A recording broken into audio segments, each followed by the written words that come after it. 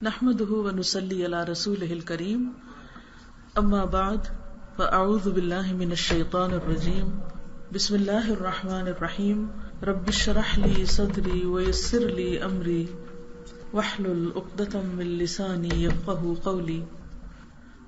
اللہ تعالیٰ نے ہم سب کو پیدا کیا اور پھر ہماری ضرورت کے ہر طرح کے سامان پیدا کیے، چاہے وہ ہماری مادی ضروریات ہوں، کھانے پینے کی ضرورت ہو، یا ہماری روح کی ضروریات ہوں، ہماری جذباتی ضروریات ہوں۔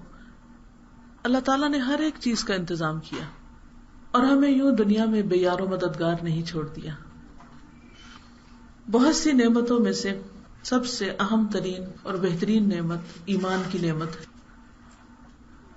ایمان ایک ایسی چیز ہے کہ جس کے بغیر انسان کی زندگی ادھوری ہے۔ ہماری زندگی میں، ہمارے دین میں ایمان، عقیدہ ایسے ہی ہے جیسے ایک درخت کی جڑ ہوتی ہے یا ایک عمارت کی بنیاد ہوتی ہے۔ جس طرح جڑ کے بغیر درخت کو پھل پھول نہیں لگ سکتے، اسی طرح ایمان اور عقیدے کے بغیر ہمارے اعمال بے روح ہوتے ہیں، ان کے اوپر حقیقی معنوں میں پھل پھول نہیں لگتے۔ آج کل ماڈرن دنیا میں ایک ٹرم ہے پروڈکٹیو ہونا۔ مشینیں تو پروڈکٹس بناتی ہی ہیں، لیکن انسانوں سے بھی یہ توقع رکھی جاتی ہے کہ وہ اپنی زندگی میں پروڈکٹیو انسان ہو، یعنی پروڈکٹیو رول پلے کریں، کہ جو بھی انسان دنیا میں آیا ہے وہ کچھ کر کے جائے۔ تو ہر انسان اپنے طور پر کچھ نہ کچھ کرتا ہے، لیکن بہت دفعہ وہ بہت کچھ کر کے بھی مطمئن نہیں ہوتا، پرسکون نہیں ہوتا۔ اس کے اندر ایک ویکیوم ہوتا ہے، ایک خلا ہوتا ہے، ایک بے چینی ہوتی، اضطراب ہوتا ہے، پریشانی ہوتی کہ کہیں کچھ کمی ضرور ہے۔ وہ کمی کس چیز کی ہوتی؟ وہ کمی ہوتی ہے اس یقین کی، اعتماد کی۔ اس دنیا میں بہت سے لوگ موسٹ پروڈکٹیو ہوتے ہوئے بھی، زندگی کا ایک ایک دن بہت اچھے طریقے سے گزارتے ہوئے بھی مطمئن نہیں ہوتے، پرسکون نہیں ہوتے۔ ان کی زندگی میں ایک کمی ہوتی ہے جس کو وہ خود محسوس بھی کرتے ہیں اور جس کا وہ ذکر بھی کرتے ہیں، اظہار بھی کرتے ہیں کہ سب کچھ کر کے بھی تسلی نہیں۔ تو اس کی بنیادی وجہ کیا ہوتی؟ اس کی بنیادی وجہ ایمان میں نقص، عقیدے میں کمزوری، اپنے آغاز اور اپنے انجام کے بارے میں، اور انجام میں بھی اس دنیا کا انجام نہیں، اس دنیا کے بعد کی زندگی کے بارے میں صحیح معلومات کا نہ ہونا ہے۔ اللہ کا شکر ہے کہ ہم مسلمان گھرانوں میں پیدا ہوئے ہیں اور بچپن سے ہمارے والدین نے ہمیں اللہ تعالیٰ کی پہچان سکھائی، ہمیں موت اور اس کے بعد کی باتوں کے بارے میں بتایا۔ لیکن بعض اوقات بہت سی باتیں صرف نسل در نسل سنی سنائی معلومات پر مبنی ہوتی ہیں۔ علم ایک ایسا سمندر ہے جس کا کوئی کنارہ نہیں، اور پھر علم حاصل کرنے کے بعد اس سے بہت سی چیزوں کا اخذ کرنا اور اس کو اپنی رائٹ پلیس پر رکھنا، یہ بھی ایک بہت اہم کام ہوتا ہے۔ اس لیے انسان کو ساری زندگی سیکھتے جانا چاہیے۔ ایک اور وجہ یہ بھی ہے کہ زندگی کوئی اسٹل اور اسٹیشنری چیز نہیں کہ ایک دفعہ ایک انسان ایک بت کی طرح پیدا ہو گیا اور وہ کہیں رکھ دیا گیا اور بس وہ جیسا ہے ویسا ہی رہے گا، ایسا نہیں۔ آپ نے دیکھا ہوگا کہ ہر روز ہماری زندگی میں کوئی نہ کوئی تبدیلی آ رہی ہوتی۔ کبھی ہمارے حالات تبدیل ہو جاتے ہیں باہر کے، کبھی ہمارے اپنے اندر کی ذات میں تبدیلیاں آ رہی ہوتی، ہماری سوچ میں تبدیلی پیدا ہو رہی ہوتی، ہمارے جذبات کے اندر کئی قسم کے اتار چڑھاؤ آ رہے ہوتے ہیں، محبتیں نفرتوں میں بدل رہی ہوتی ہیں، نفرتیں محبتوں میں تبدیل ہو رہی ہوتی ہیں، رشتوں میں کبھی قرب آ جاتے ہیں، کبھی دوریاں آ جاتی ہیں۔ یہ ساری تبدیلیاں ہم اپنے آس پاس دیکھتے رہتے ہیں۔ ان تبدیلیوں میں اپنے آپ کو صحیح رستے پر رکھنا اور صحیح راہ پر چلتے رہنا اور صحیح طریقے اختیار کرنا، یہ صرف اسی وقت ممکن ہوتا ہے جب انسان روزانہ کھانا کھانے کے ساتھ ساتھ علم کی غذا بھی کھائے، اور صحیح علم کو ایک دفعہ جاننے کے بعد ایسا نہیں ہوتا کہ وہ ہمارے حافظے میں محفوظ ہو جائے اور ہر وقت وہ سامنے آ جائے۔ ہم بھولنے والی چیز ہیں اور بار بار بھولتے رہتے ہیں، اس لیے ہمیں ضرورت رہتی ہے کہ ہم ان معلومات کو جو ہمارے والدین نے ہمیں سکھائیں، ہمیں ہمارے سکولز نے، ہمارے ٹیچرز نے، ہمارے معاشرے نے، ہمارے کلچر نے، رسوم و رواج نے جو کچھ ہمیں دیا، ان سب کو ہم قرآن و سنت کی روشنی میں جانچتے رہیں، پرکھتے رہیں اور بدلتے حالات کے تحت اپنے آپ کو سٹیبل کرتے رہیں. آپ دیکھتے ہیں کہ ہر کچھ عرصے کے بعد ہمارے اندر جو فزیکل چینجز آتے ہیں تو ہمیں اس چینج کو ایکسپٹ کرنا پڑتا ہے، اپنی باڈی کو سننا پڑتا ہے اور اس کے مطابق ہمیں اپنے لائف سٹائل میں ایڈجسٹمنٹس کرنی پڑتی، خواہ ہماری غذا ہو، خواہ ہمارا سلیپ پیٹرن ہو، خواہ ہمارا ایکسرسائز کا طور طریقہ ہو، کچھ بھی ہو، ان سب میں تبدیلی ضروری ہوتی. اسی طرح قرآن و سنت کا علم تو ثابت ہے، ایک جگہ ہے، لیکن اس کی خوبی یہ ہے، اس کی خوبصورتی یہ ہے کہ یہ بدلتے حالات کے مطابق ہمیں رہنمائی دیتا ہے، روشنی فراہم کرتا ہے. اور اسی وجہ سے جھولے سے لے کر یا پنگھوڑے سے لے کر قبر تک علم حاصل کرنا ہم پر لازم قرار دے دیا گیا ہے، تاکہ ہم اس کی روشنی میں اپنے آپ کو بہتر انسان بناتے چلے جائیں اور اپنی ضروریات کے مطابق اپنے اندر تبدیلیاں پیدا کرتے چلے جائیں.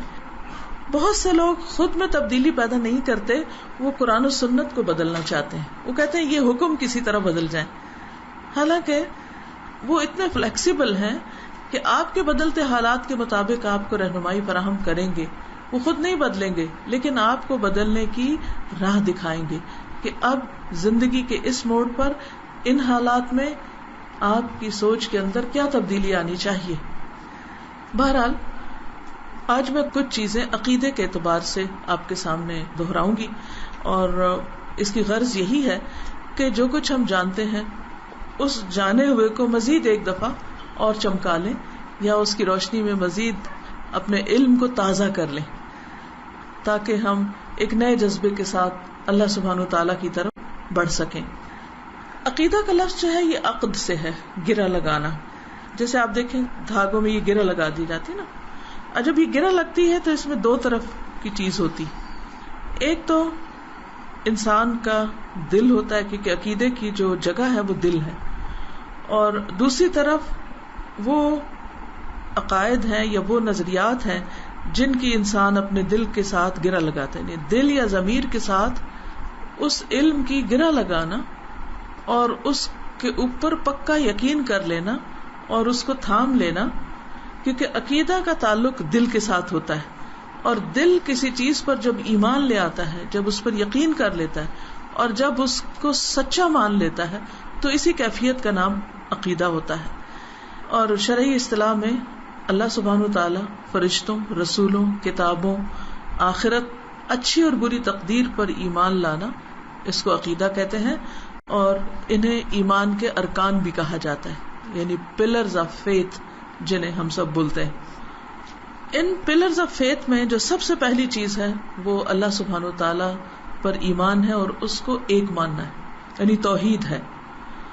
ایک مرتبہ حضرت معاذ رضی اللہ تعالیٰ عنہ نبی صلی اللہ علیہ وسلم کے ساتھ ایک گدھے پہ سوار ہو کے کہیں جا رہے تھے. وہ کہتے ہیں کہ آپ جس پہ سوار تھے میں آپ کے پیچھے بیٹھا ہوا تھا. اس گدھے کا نام عفیر تھا. آپ نے فرمایا، اے معاذ، کیا تمہیں معلوم ہے کہ اللہ تعالیٰ کا حق اپنے بندوں پر کیا ہے؟ یعنی جو ہمارا کریٹر ہے، جو ہمارا خالق ہے، اس کا ہم پر حق کیا ہے؟ وہ ہم سے کیا چاہتا ہے؟ اس نے جو ہمیں سب کچھ دے رکھا ہے تو ہمیں واپس اس کے ساتھ کیسا معاملہ کرنا ہے؟ اور بندوں کا حق اللہ تعالیٰ پر کیا ہے؟ یعنی جب ہم اس کے ساتھ وہ معاملہ رکھیں تو پھر اللہ تعالیٰ جواباً ہمارے ساتھ کیا کرے؟ میں نے عرض کیا، اللہ اور اس کا رسول ہی زیادہ جانتے ہیں. آپ نے فرمایا، اللہ تعالیٰ کا حق اپنے بندوں پر یہ ہے کہ اس کی عبادت کریں اور اس کے ساتھ کسی کو شریک نہ ٹھہرائیں، کیونکہ کریٹر ایک ہے اور باقی سب کریشن ہے، اور ہم بھی ون آف دا کریشنز. تو ہمیں کیا کرنا ہے؟ اپنے کریٹر کو، اپنے رب کو، خالق، مالک کو ایک ماننا ہے، اور جو کچھ اس نے بنایا ہے کسی بھی چیز کو درجے میں اس کے برابر قرار نہیں دینا، کسی بھی چیز کو. اور بندوں کا حق اللہ تعالیٰ پر یہ ہے کہ جو بندہ اللہ کے ساتھ کسی کو شریک نہ ٹھہرائے، اللہ اس کو عذاب نہ دے. تو یہ پہلا سبق ہے جو ہمیں معلوم ہونا چاہیے کہ ہم صرف ایک اللہ کی عبادت کریں، اور پھر اللہ سبحانہ و تعالی ہمیں اس آخرت کے عذاب سے بچا لے جو ان لوگوں کے لیے ہے جو اپنے خالق کا حق یا اس کی عبادت کا طریقہ نہیں جانتے یا اس کی عبادت کو مانتے نہیں. اور یہ ایک بہت ہی آسان ترین مطالبہ ہے، اس میں کچھ مشکل نہیں کہ انسان اپنے رب کو ایک مانے، کیونکہ پوری کائنات کا دین یہی ہے. ہر چیز اپنے خالق کو پہچانتی بھی ہے اور اس کو ایک مانتی ہے، اس کے ساتھ کسی اور کو شریک نہیں ٹھہراتی. پھر آپ دیکھیے کہ جتنے بھی ہمارے اعمال ہیں ان سب کی قبولیت کا دار و مدار اس پر ہے کہ ہم رب کو ایک مانیں. اگر کوئی شخص شرک کرتا ہے تو اس کا کیا کرایا سب کچھ ضائع ہو جاتا ہے، کیونکہ وہ اس رب کے لیے نہیں ہوتا، کسی اور کے لیے ہوتا ہے. تو پھر رب کے پاس اس کی جزا نہیں. رب یہی کہے گا کہ جاؤ جس کے لیے کیا تھا وہ کام اسی سے اپنی جزا لو. عبداللہ بن مسعود کہتے ہیں کہ ایک شخص تھا جس نے توحید کے علاوہ کبھی کوئی نیک کام نہیں کیا تھا. اس کی موت کا وقت قریب آیا تو اس نے اپنے اہل خانہ سے کہا، جب میں مر جاؤں تو مجھے پکڑ کے جلا دینا، جب کوئلہ بن جاؤں تو اسے پیسنا، پھر جس دن تیز ہوا چل رہی ہو اس کا کچھ حصہ ہوا میں اڑا دینا، کچھ حصہ سمندر میں بہا دینا. تو اس کے گھر والوں نے ایسا ہی کیا، لیکن پھر بھی وہ اللہ کے قبضے میں تھا، کیونکہ اللہ سبحانہ وتعالیٰ نے ہوا کے فرشتوں کو حکم دیا وہ ایک ایک ذرہ اکٹھا کر کے لے آئے، پانی کے فرشتوں کو حکم دیا وہ پانی میں سے ایک ایک ذرہ نکال کے لے آئے. تو اللہ تعالیٰ نے اس سے پوچھا کہ تجھے کس چیز نے اس پہ مجبور کیا تھا؟ تو اس نے عرض کیا، آپ کے خوف نے، یعنی صرف تجھ سے ڈر. اس پر اللہ تعالیٰ نے اس کی بخشش فرما دی، اس کو معاف کر دیا. یعنی اگر انسان گناہگار بھی ہے، اگر انسان کے اندر کوئی بہت بڑے بڑے نیک عمل نہیں بھی ہے، لیکن اگر اس کے اندر شرک نہیں تو باقی گناہ معاف ہو سکتے ہیں. کیونکہ قرآن مجید میں اللہ تعالیٰ کیا فرماتے ہیں کہ ان اللہ لا یغفر ان یشرک بہ ویغفر ما دون ذلک لمن یشاء. اللہ اس بات کو معاف نہیں کرے گا کہ اس کے ساتھ کسی کو شریک ٹھہرایا جائے، لیکن اس کے علاوہ جس کو چاہے گا معاف کر دے گا. اب اس بات سے بعض لوگ یہ کہتے ہیں کہ ٹھیک ہے جو جی چاہے کر دو، معاف تو ہو ہی جائے گا. ہمیں کوئی گارنٹی نہیں، ہمیں نہیں پتا، کیونکہ آخری فیصلہ پھر اللہ تعالیٰ کے ہاتھ میں کہ جس کو چاہے معاف کر دے. اللہ ہمیں ان لوگوں میں شامل کر دے کہ جن کے لیے اس کی مغفرت کا فیصلہ ہو جائے، جن کو وہ معاف کر دے. کیونکہ دن رات خطائیں کرنے والے انسان ہیں، گناہگار لوگ ہیں، لیکن اللہ کی رحمت ہر چیز پر وسیع ہے. لیکن اللہ کی رحمت پانے کے لیے بہت ضروری ہے کہ ہم کیا کریں، اس کو ایک مانیں. اگر توحید خالص ہو گئی تو باقی چیزوں سے انشاءاللہ نجات ہو جائے گی. تو سب سے پہلی چیز پھر جس کی ڈیفینیشن سمجھنے کی ضرورت ہے وہ ہے ایمان. کہ ایمان ہے کیا چیز، یا اللہ پر ایمان لانے کا مطلب کیا ہے. ایمان کا جو لفظ ہے وہ امن سے نکلا ہے، اور امن کس کو کہتے ہیں؟ پیس کو، امن. تو اسی سے لفظ امانت بھی نکلا ہے، جو ہم امانت اور خیانت کے لفظ بولتے رہتے ہیں. اور یہ خیانت کے بالکل برعکس ہے امانت کا لفظ. اور امانت کا جو لفظی معنی ہوتا ہے وہ ہے دل کا سکون. اب آپ دیکھیے کہ جب ایک انسان امانت کا حق ادا کرتا ہے تو اللہ تعالیٰ اس کو سکون عطا کر دیتے ہیں. آج آپ دیکھیے سب کچھ کر کے سکون کیوں نہیں؟ کیونکہ وہ ایمان خالص نہیں ہے اندر، ایمان کے اندر وہ امانت نہیں ہے. پھر ایمان کا معنی تصدیق بھی ہوتا ہے، اور یہ امان سے لیا گیا جو خوف کے برعکس ہے.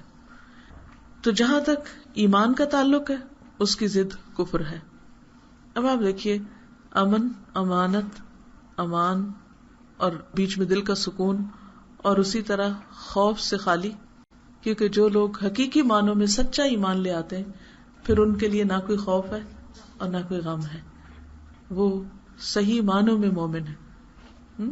لا خوف علیہم ولا ہم یحزنون.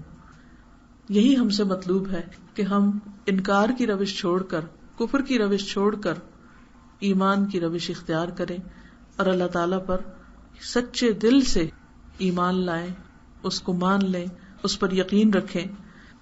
ابو ہریرہ کہتے ہیں کہ رسول اللہ صلی اللہ علیہ وسلم سے دریافت کیا گیا کون سا عمل سب سے افضل ہے. یعنی جتنے بھی ہم کام کرتے ہیں نا، جو کچھ بھی کرتے ہیں، ان میں سب سے اعلیٰ ترین کام کون سا ہے؟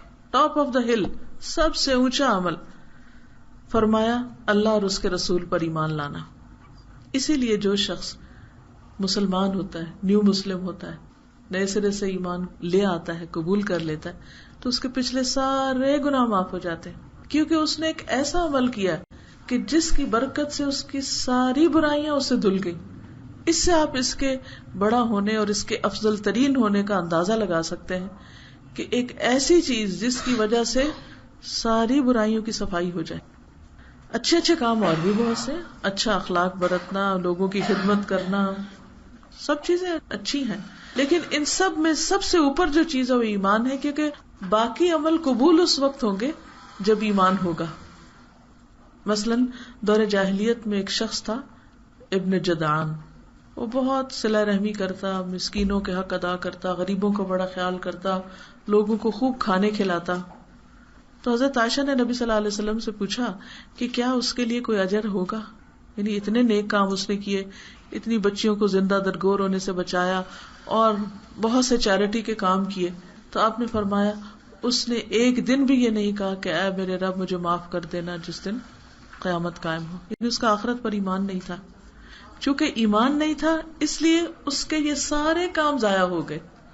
آج بھی بہت سے لوگ یہ سوال کرتے ہیں، کوئی پرٹیکولر فگر کا نام لیتے ہیں، کبھی کسی کا کبھی کسی کا، کہ اتنے انہوں نے بڑے بڑے کام کیے، انسانیت کی خدمت کے، فلاح و بہبود کے، بہت سے مسلمانوں سے زیادہ ان کا اخلاق اچھا ہے، ان کا کردار اچھا ہے، ان کے کام اچھے ہیں، ان کی قربانیاں بہت زیادہ ہیں انسانوں کے لیے، تو کیا ان کو کچھ بھی اجر نہیں ملے گا؟ تو اس کا جواب یہی ہے کہ اگر کوئی اللہ پہ ایمان ہی نہیں رکھتا، یا پھر شرک کرتا ہے، یا وہ آخرت کو مانتا ہی نہیں، اور اس نے آخرت کے لیے کیا ہی نہیں، اس نے تو دنیا کے لیے کیا اور دنیا میں اس کا اجر مل گیا، تو کل قیامت میں اس کے لیے پھر کچھ نہیں. بالکل ایک سمپل سی بات ہے نا. مثال کے طور پر آپ کوئی بھی کام جب کرتے ہیں تو اس کے پیچھے ایک خاص وجہ ہوتی ہے، ایک آپ کی نیت ہوتی، ارادہ ہوتا ہے، ایک مقصد ہوتا ہے. مثلاً آپ اگر بیمار ہیں اور آپ کو کوئی دوا دی جاتی ہے تو اس دوا کے کھانے کا ایک مقصد ہے. اب اگر آپ اس مقصد کو سمجھتے ہی نہیں تو آپ اس دوا کو کیوں کھائیں گے؟ آپ کے نزدیک وہ کوئی بھی عام سی چیز ہے. اسی طرح جب ایک انسان آخرت کو مانتا ہی نہیں اور اس کے لیے وہ کام کر ہی نہیں رہا تو اس کے نزدیک وہ آخرت کوئی چیز ہی نہیں، کوئی معنی ہی نہیں رکھتی، تو وہاں پر اس کے لیے کوئی اجر بھی کیوں ہو. مثلاً ایک طالب علم ہے، وہ ڈاکٹر بننا چاہتا ہے، وہ میڈیکل کالج میں داخلہ لیتا ہے اور وہاں جا کر وہ ایک سلیبس کو پڑھتا ہے اور کس غرض سے پڑھتا ہے کہ میں یہ پڑھنے کے بعد ڈاکٹر بن جاؤں. وہ اس کا امتحان بھی دیتا ہے، وہ سب کچھ کرتا ہے اور بالآخر اپنی منزل کو پا لیتا ہے. بالکل اسی طرح ایک اور بچہ وہ ساری کتابیں پڑھتا ہے، وہ گھر بیٹھ کے وہ سارے پیپر بھی حل کرتا ہے، لیکن وہ اپنے آپ کو کسی کالج کسی یونیورسٹی میں رجسٹر نہیں کرتا، چاہے وہ پہلے طالب علم سے زیادہ قابل ہو. کیا کوئی اس کو ڈاکٹر مانے گا کہ اس نے گھر بیٹھ کے یہ ساری کتابیں پڑھی تھی؟ کیا ہوا جو داخلہ نہیں لیا؟ کیا ہوا جو ایک مخصوص امتحان نہیں دیا؟ وہ جتنا چاہے قابل ہو لیکن اس کو وہ سرٹیفکیٹ نہیں ملے گا. اسی طرح وہ لوگ جو بڑے بڑے چیریٹی کے کام کرتے رہیں لیکن اللہ تعالیٰ ہی کو نہ مانے، اپنے خالق ہی کو نہ پہچانے اور اسی کے آگے نہ جھکے اور اس کی خاطر کام نہ کرے، تو چاہے وہ جو جی چاہے کرے، اس سارے کیے کرائے کا کوئی فائدہ نہیں، کیونکہ انہوں نے وہ اپنے رب کے لیے کیے ہی نہیں. تو جب اس کے لیے کیے ہی نہیں تو وہ ان کو کس بات کا انعام دے گا؟ ٹھیک ہے نا. جس طرح ایک طالب علم نے کسی خاص بورڈ سے یا کسی خاص یونیورسٹی سے امتحان دیا ہی نہیں تو وہ بھلا اس کے گھر میں آ کے اس کو کیوں سرٹیفکیٹ دیں گے؟ کیونکہ اس کے لیے اس نے پڑھا ہی نہیں. اس نے تو اپنے طریقے پہ، اپنی مرضی، اپنے شوق، اپنی خواہش سے پڑھا. تو اپنے شوق سے، اپنے طریقے پر، اپنی مرضی سے جس کا جو جی چاہے کرتا رہے، اس کو پھر کسی ایسی اتھارٹی سے کچھ بھی ملنے والا نہیں اگر اس نے اس مخصوص طریقے پر اس انداز سے وہ کام نہیں کیا. تو آج دنیا میں، آج ہو یا کل ہو یا گزرے ہوئے کل میں ہو، کوئی بھی شخص جو اللہ کو مانتا ہی نہیں، کوئی بھی شخص جو اللہ کے لیے نیک کام نہیں کرتا، کوئی بھی شخص جو صرف اللہ کی خاطر عبادت نہیں کرتا، یا پھر وہ دکھاوا کرتا ہے، ریاکاری کرتا ہے، تو اس کا وہ عمل قابل قبول نہیں، کیونکہ وہ اس نے اللہ کے لیے کیا ہی نہیں، اس نے اپنی مرضی کے لیے کیا، اپنے دل کی تسلی کے لیے کیا، اپنی خوشی کے لیے کیا، وہ جو جی چاہے کرتا رہے. پھر اگر وہ اپنی خوشی کے لیے کر رہا ہے تو بس اس کو خوشی مل گئی، اگر وہ کسی انسان کو خوش کرنے کے لیے کر رہا ہے تو اس کو وہاں سے تعریف مل گئی. اس نے اس رب کے لیے نہیں کیا تو رب سے وہ کس بات کی توقع رکھ رہا ہے؟ جو جس کا بندہ ہو، جو جس کے لیے کام کرتا ہو، وہی اس کو مزدوری دے گا نا. اب مثلا اگر کوئی شخص ایک خاص کارخانے میں کام کر رہا ہے، کسی ایک خاص فیکٹری میں کام کر رہا ہے، تو اس کی ویجز کہاں سے آئیں گی؟ اسی جگہ سے آئیں گی نا جہاں اس نے کام کیا، جس کے لیے کیا، جس پوسٹ پر کیا. دوسرے کارخانے والے چاہے وہ اس کے ساتھ ہی ہو، ایک دیوار ہو ان دو کارخانوں کی، لیکن چونکہ مالک دونوں الگ الگ ہے نا، تو اس کا مالک اس کو پیسے دے گا جس کے کارخانے میں اس نے کام کیا، دوسرا مالک اس کو کچھ نہیں دے گا. وہ یہ نہیں کہے گا ہاں تم بہت اچھے انسان ہو، میں دیکھ رہا تھا تم بڑے ایفیشینٹ ہو، بہت وقت پر صبح روز آتے ہو، میں تمہیں روز دیکھتا ہوں آتے ہوئے اور جاتے ہوئے، بڑی محنت سے تم کام کرتے ہو، آؤ میں تمہیں تنخواہ دیتا ہوں. کوئی ایسا نہیں کرتا کیونکہ عقل کے خلاف ہے. تو جب اللہ کے لیے کام ہی نہیں تو اللہ سے اجر کی توقع کس بات کی؟ تو ہم سب کو اپنے اپنے طور پر، یہ باتیں میں کسی اور کے لیے نہیں کر رہی، سب سے پہلے اپنے لیے کر رہی ہوں. اور پھر ہم سب جو یہاں اس وقت اس مقصد کے لیے بیٹھے ہیں کہ اپنے عقیدے کو اور اپنی بنیادوں کو درست کریں اور ان کو تازہ کریں، کہ چھوٹا کام کرنے لگے یا بڑا کام کرنے لگے، ایک دفعہ ضرور سوچیں کس کے لیے کر رہی ہوں، کس کو خوش کرنا مقصود ہے، مجھے کس سے جزا چاہیے. بہت دفعہ ایسا ہوتا ہے نا کہ ہم بظاہر ٹیگ لگا دیتے ہیں جی یہ کام اللہ کے لیے، پھر ہم لوگوں سے توقع رکھتے ہیں وہ ہمارا شکریہ ادا کریں، پھر ہم لوگوں سے توقع رکھتے ہیں کہ وہ ہماری تعریف کریں، ہماری خوشامد کریں. بھائی کام آپ نے اللہ کے لیے کیا ہے تو لوگوں سے کیا چاہتے ہیں آپ؟ اگر اللہ کی خاطر کسی کو کھلایا ہے، جیسے قرآن مجید میں آتا ہے نا وَيُطْعِمُونَ الطَّعَامَ عَلَى حُبِّهِ مِسْكِينًا وَيَتِيمًا وَأَسِيرًا، کہ وہ اللہ کی محبت میں کھلاتے ہیں مسکین کو، یتیم کو اور قیدی کو. اور کیا کہتے ہیں انما نطعمکم لوجہ اللہ، ہم تمہیں اللہ کی خاطر، اللہ کے دیدار کی خاطر کھلا رہے ہیں. ہم اس کا صلہ کیا چاہتے ہیں کہ اللہ کو دیکھیں جا کے. لا نرید منکم جزاء ولا شکورا، ہم تم سے اس کا نہ کوئی بدلہ چاہتے ہیں اور نہ ہی کوئی شکریہ چاہتے ہیں. ہمیں شکریہ کی بھی تمنا نہیں، کیونکہ ہم نے ایک بہت بڑا سودا کیا ہے، اور وہ سودا کیا ہے کہ اللہ قیامت کے دن ہمیں اپنے دیدار سے نوازے. جس کو یہ شوق لگ جاتا ہے نا کہ مجھے رب اپنے دیدار سے نوازے، پھر یہ حقیر فائدوں کی طرف اس کی توجہ بھی نہیں جاتی. اور جب یہ حقیر فائدوں کی طرف توجہ نہیں جاتی تو نہ جلن ہوتی ہے، نہ کڑن ہوتی ہے، نہ لوگوں کے رویے کی پھر شکایت ہوتی ہے. جو جی چاہے جس کا کرے. کوئی شکریہ ادا کر دیتا تو وہ اس کے اپنے لیے ہوتا ہے. وَمَن يَشْكُرْ فَإِنَّمَا يَشْكُرُ لِنَفْسِهِ، جو شکر ادا کرتا ہے وہ اپنی خاطر کرتا ہے نا. مثلاً اگر میں کسی کے لیے شکر گزار ہوں تو ان کو کیا فائدہ اس سے؟ وہ تو میرے اپنے اندر ایک سکون آ رہا ہے نا کہ میں اکنالج کر رہی ہوں کسی کی خوبی کو یا کسی کے احسان کو یا کسی کی چیز کو. اب یہ جو اللہ سبحانہ و تعالیٰ کا دیدار ہے جس کی بات میں کر رہی ہوں، جس پر ایمان لانا ہے، جب اللہ کے ماننے والے اور اللہ کے تابعدار بندے جنت میں سب چلے جائیں گے اور اللہ تعالیٰ ان سے کہیں گے کہ جو چاہیے مانگو، تو بندے سب کچھ جو ان کے دل میں ہوگا لیں گے. لیکن اس جنت کی ہر چیز پانے کے بعد جب وہ اللہ سبحانہ و تعالیٰ کا دیدار کریں گے تو ان کو جنت کی ہر چیز معمولی معلوم ہوگی. حالانکہ جنت میں کوڑا رکھنے کی جگہ پوری دنیا میں جو کچھ ہے اس سے زیادہ خوبصورت ہے. تو اب سوچئے وہ کیا لذت ہوگی، وہ کیا خوشی ہوگی، وہ کیا راحت ہوگی کہ جس کا کوئی انسان تصور ہی نہیں کر سکتا. اول تو جنت بھی کوئی امیجن دنیا میں نہیں کر سکتا، تو پھر جنت میں جا کے اس سے بھی اعلیٰ ترین چیز کہ وہ رب راضی ہو جائے. یہ ہے خالص توحید، کہ اس رب کی رضا کے لیے کام کرنا، کہ وہ دیکھ رہا ہے، وہ میرا نگران ہے. ان اللہ کان علیکم رقیبا. اور جب اس نے دیکھ لیا، جب وہ خوش ہو گیا تو مجھے سب کچھ مل گیا. کیوں؟ ہم لوگوں سے کیا توقع رکھتے ہیں کہ یہ میرے کام آئیں گے. اب بھلا آپ دیکھیے کہ لوگ بھی صرف اس وقت کام آتے ہیں جب اللہ ان کے دل میں آپ کے لیے کچھ ڈالتا ہے، ورنہ ماں باپ بھی کام نہیں آ سکتے. کتنے ہی مرحلے زندگی میں ایسے ہوتے ہیں کہ جب آپ ان سے توقع رکھتے ہیں، اپنے شوہر سے توقع رکھتے ہیں، اپنے بچوں سے توقع رکھتے ہیں، اور وہ چٹی نہ کر جاتے ہیں، اور آپ حیران ہوتے ہیں کہ یہ کیا ہو گیا ان کو. یہ میرے ماں باپ ہیں، یہ میرے بچے ہیں، یہ میرے بہن بھائی ہیں، میری اس دکھ تکلیف میں مجھے پوچھا بھی نہیں انہوں نے.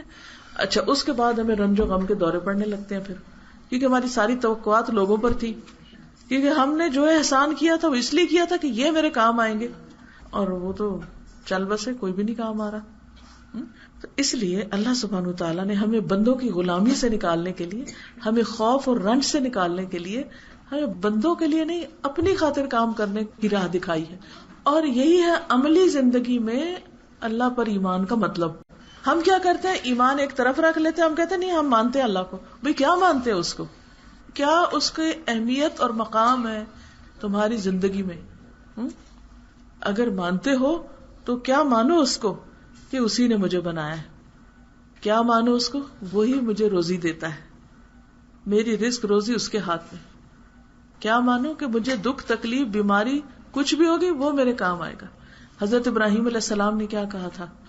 هو الذی یطعمنی ویسقینی واذا مرضت فہو یشفینی.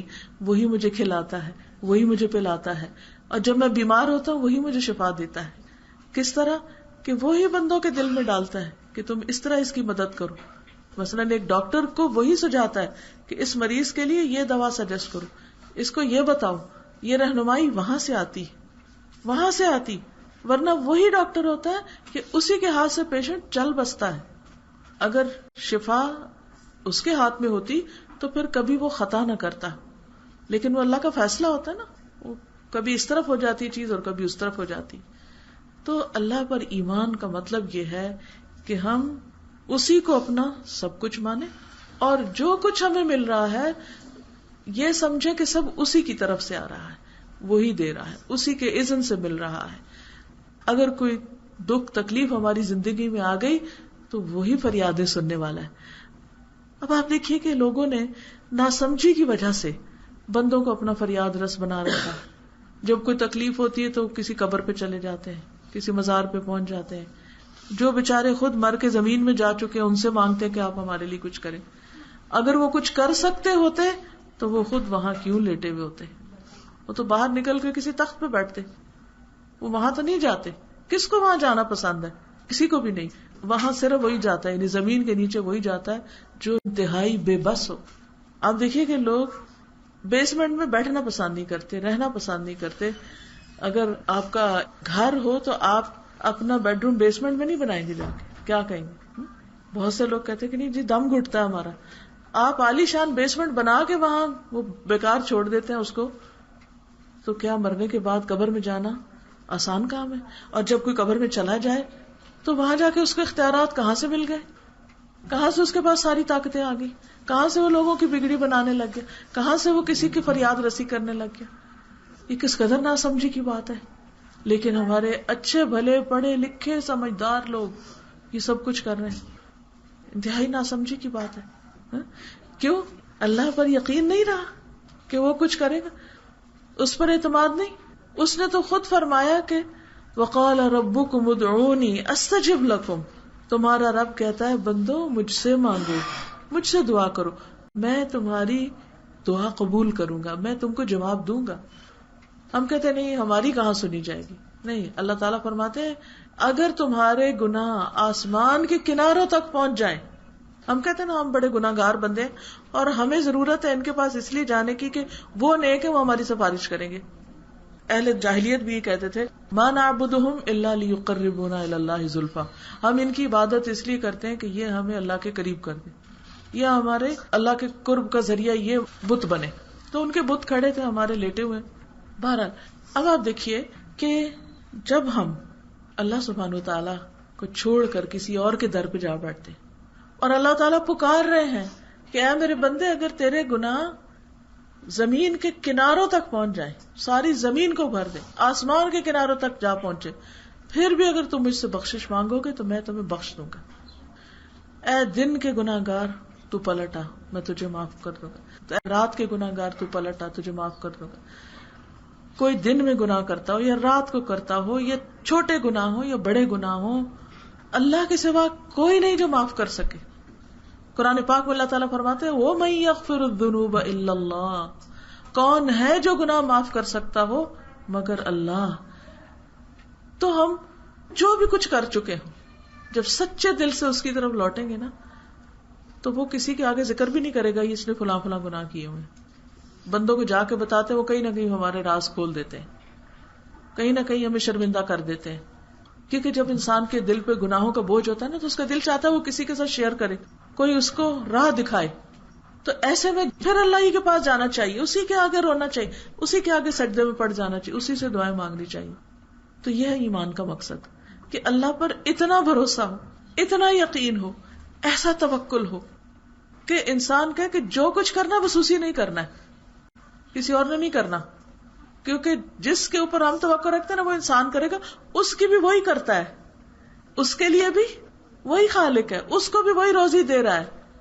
تو تم بندے کو رازق سمجھتے ہو, جس کا رازق اللہ ہے.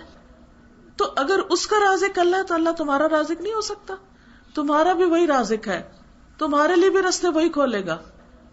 تو جب ہمارے اس یقین میں کمی ہوتی ہے نا پھر ہماری دعائیں ڈھیلی ڈھالی ہو جاتی ہیں, پھر ہمارے اوپر مایوسی کے دورے پڑنے لگتے ہیں, پھر ہم اللہ سے دور ہونے لگتے ہیں, پھر ہمارے دلوں پہ غفلت آنے لگتی ہے, پھر ہم کوئی اور راستے تلاش کرنے لگتے ہیں, اور یہی سے شیطان اچکتا اور شرک کروا دیتا ہے, اور انسان کو اللہ کے در سے مایوس کر کے بندوں کے اوپر توکل کراتا ہے.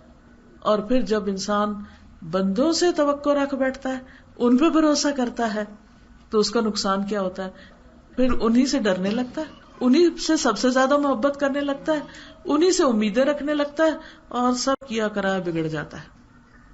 تو اس لیے بہت ضروری ہے کہ ہم ہر حال میں, خوشی ہو یا غم, تکلیف ہو, تنگی ہو یا آسانی, ہر حال میں اپنے رب کو پکاریں, چپ کے بھی پکاریں, زور سے بھی پکاریں, دکھ سے بھی پکاریں, خوشی سے بھی اس کو یاد کریں, ہر حال میں. کیونکہ فاذکرونی اذکرکم واشکروا لی ولا تکفرون, تم مجھے یاد کرو میں تمہیں یاد رکھوں گا. اور جس کا ذکر اللہ کے ہاں ہوتا ہو پھر اس کا کیا کہنا. اور پھر اگر واقعی ہم اللہ پر ایمان لے آئیں اور اس کے رستے پہ چل پڑے تو اس کا اجر اور ثواب کتنا ہے, مان ہوتا ہے. اور پھر اس سے کوئی غلطی ہو جاتی پھر وہ اللہ ہی کی طرف لوٹتا ہے, تو اللہ سبحانہ وتعالیٰ اس کے ساتھ کیا معاملہ کرتا ہے. یہ تو آپ سب کو پتا ہے نا کہ کچھ فرشتے اللہ تعالیٰ کا عرش اٹھائے ہوئے ہیں, یہاں ان فرشتوں کا ذکر ہو رہا ہے. ہم جاتے ہیں اللہ کے نیک بندوں کے پاس کہ وہ اللہ کے بڑے پیارے ہیں, تو وہ ہمارے لیے سفارش کریں وہاں, یا وہ ہمارے لیے دعا کریں تو ان کی دعا سنی جائے گی. اب یہاں پر آپ دیکھیے کہ کن کی دعا سنی جاتی ہے. اس میں آپ تھوڑے سے آپ امیجن کیجئے, کچھ لوگ جا رہے ہیں نیک لوگوں کی قبروں کی طرف جو فوت ہو چکے ہیں, کیا سوچ کے جا رہے ہیں کہ ان سے جا کے دعا کرواتے ہیں, کیونکہ ہم گناہگار ہیں اور ہماری دعا تو سنی نہیں جائے گی, اس لیے ہم ان سے دعا کراتے ہیں. اب یہاں پر آپ دیکھیے کہ کیا ہے, جن کے پاس جا رہے ہیں وہ تو فوت ہو چکے ہیں, وہ تو سو رہے ہیں اپنی قبروں میں. سویا ہوا شخص زندگی میں بھی کتنا مرضی کو پارسا, پاک باز, نیک ہو, متقی ہو, آپ اس کے سرانے کھڑے ہو کر باتیں کریں اس کو کوئی پتہ نہیں. دوسری طرف ایک اور مخلوق ہے جو آپ کے لیے دعائیں کرتی ہے, وہ اللہ کے وہ فرشتے ہیں جو اس کا عرش اٹھائے ہوئے ہیں.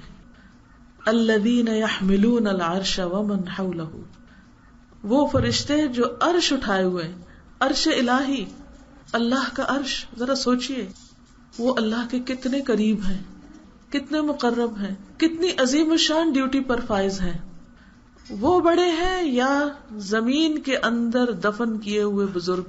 کون بڑا ہے, کس کا مقام بڑا ہے؟ ان فرشتوں کا نا جو عرش اٹھائے ہوئے ہیں. اللہ تعالیٰ فرماتے ہیں الذین یحملون العرش ومن حولہ, اور جو عرش کے ارد گرد چکر لگا رہے ہیں, طواف کر رہے ہیں. وہ کیا کرتے رہتے ہیں, ان کا کام ہی کیا ہے, سارا دن یسبحون بحمد ربہم, وہ اپنے رب کی حمد تعریف کے ساتھ اس کی تسبیح بیان کرتے ہیں. وَيُؤْمِنُونَ بِهِ, اور اس پر ایمان لاتے ہیں. وَيَسْتَغْفِرُونَ لِلَّذِينَ آمَنُوا, اور استغفار کرتے ہیں, بخشش مانگتے ہیں ان لوگوں کے لیے جو ایمان لائے. یہ ایمان کا فائدہ دیکھیں آپ کہ جب سچا ایمان ہوگا, جب خالص ایمان ہوگا, تو آپ کے لیے کون دعائیں کرے گا؟ وہ فرشتے جو عرش اٹھائے ہوئے ہیں. کیا کہتے ہیں, ربنا, اے ہمارے رب, وسعت کل شیء رحمتا وعلما, تو رحمت اور علم کے اعتبار سے ہر چیز پہ چھایا ہوا ہے، تیری رحمت اور علم ہر چیز پہ محیط ہے. فاغفر للذین تابوا، ان لوگوں کو بخش دے جو توبہ کریں، توبہ کرنے والوں کو معاف کر دے. تو اگر ہم مان لیتے ہیں کہ ہم گناہگار ہیں تو ہمیں کیا کرنا چاہیے پھر؟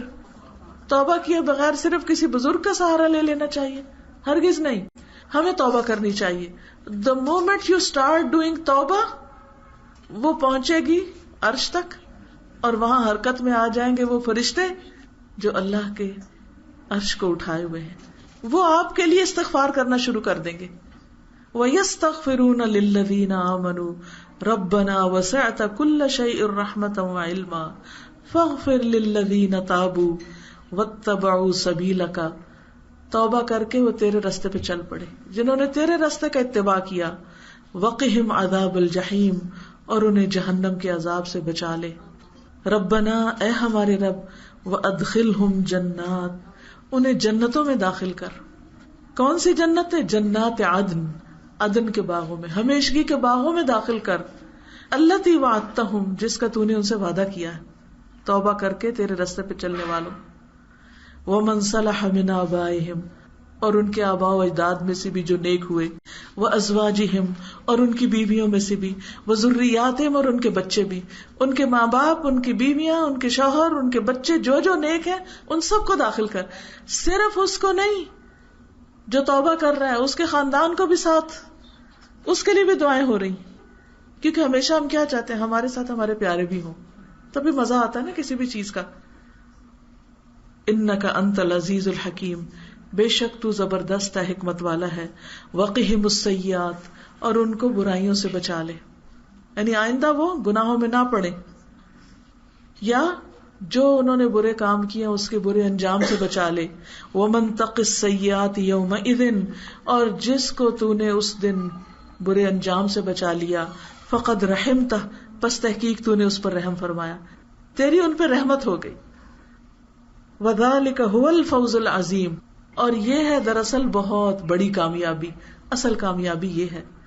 اس لیے ہم سب کو اپنے ایمان کی تجدید کرنے کی ضرورت ہے، اپنے رب کے ساتھ اپنا تعلق مضبوط کرنے کی ضرورت ہے، اور اس کے ساتھ کسی کو بھی شریک نہ ٹھہرائیں، نہ کسی زندہ بت کو، نہ کسی مرے ہوئے انسان کو، نہ کسی زندہ انسان کو جو ہمارے آس پاس رہتے ہیں اور جن کی خوشی کے لیے ہم، خوشی سے مراد یہ کہ ان کے دلوں میں ہمارا کوئی مقام بن جائے. نہیں، اگر اللہ کے ہاں ہمارا مقام بن گیا نا، تو پھر آپ کو پتہ ہے کیا ہوتا ہے؟ جب ہم اللہ کی خاطر کام کریں گے نا، اللہ کی محبت میں، اب اس کا نتیجہ کیا ہے؟ اللہ تعالیٰ ہم سے محبت کرے گا. جب اللہ تعالیٰ بندے سے محبت کرتے ہیں تو وہ جبریل کو بلاتے ہیں کہ جبریل ادھر آؤ، میں فلاں بندے سے محبت کرتا ہوں، تو بھی اس سے محبت کر. جبریل بھی اس سے محبت کرتے ہیں. پھر آسمان والوں میں ندا دیتے ہیں، پکارتے ہیں، اے آسمان والو، اللہ سبحانہ و تعالیٰ فلاں بندے سے محبت کرتا ہے، تم سب اس سے محبت کرو. وہ بھی محبت کرنے لگتے ہیں، پھر وہ محبت زمین پر اتار دی جاتی ہے. اب ایک طریقہ کیا تھا کہ ہم اس کو دکھا دکھا کے کام کریں کہ یہ ہم سے محبت کریں، اور ایک یہ کہ ہم اپنے رب کی خاطر اچھے کام کریں کہ وہ ہم سے محبت کریں. اگر اس کی محبت مل گئی، سمجھو سب کی محبت آپ کو مل جائے گی، محبتوں کی کمی نہیں رہے گی. لیکن اگر اس کے برعکس عام طور پر ہم جو طریقہ اختیار کرتے ہیں، اس کا کیا ہوتا ہے؟ آپ میں سے اکثر لوگوں نے اس کو آزمایا ہوگا کہ آپ سال ہر سال بندوں کی چاکری کرتے رہتے ہیں، ان کے ساتھ حسن سلوک کرتے رہتے ہیں، ان کے ساتھ اچھے معاملے کرتے رہتے ہیں، اپنا پیٹ کاٹ کے ان کو دیتے رہتے ہیں، اور ذرا سی آپ سے کوئی کوتاہی ہو جاتی ہے، ذرا سی ان کے مزاج کے خلاف کوئی بات ہو جاتی، وہ اگلا پچھلا سب بھول جاتے ہیں، چھوٹی سی بات پہ ناراض ہو جاتے ہیں، موڈ آف کر لیتے ہیں، تعلق کاٹ لیتے ہیں، اور آپ کو روتا دھوتا چھوڑ دیتے ہیں، اور ساری زندگی ایک مزری میں گزرتی ہے. فلاں مجھے دھوکا دے گیا، فلاں نے میرے ساتھ یہ کیا. مثلاً ایک ماں اپنے بچوں کو پالتی ہے، کیسی کیسی تکلیفیں اٹھاتی، خود بھوکا رہ کے ان کو کھلاتی، لیکن کتنی ہی دفعہ یہ واقعات سننے کو ہم سب کو ملتے ہیں کہ جب بچے بڑے ہو جاتے ہیں، سب اپنے اپنے ٹھکانے کہیں اور بنا لیتے ہیں، اور بوڑھے ماں باپ کو اکیلا چھوڑ دیتے ہیں.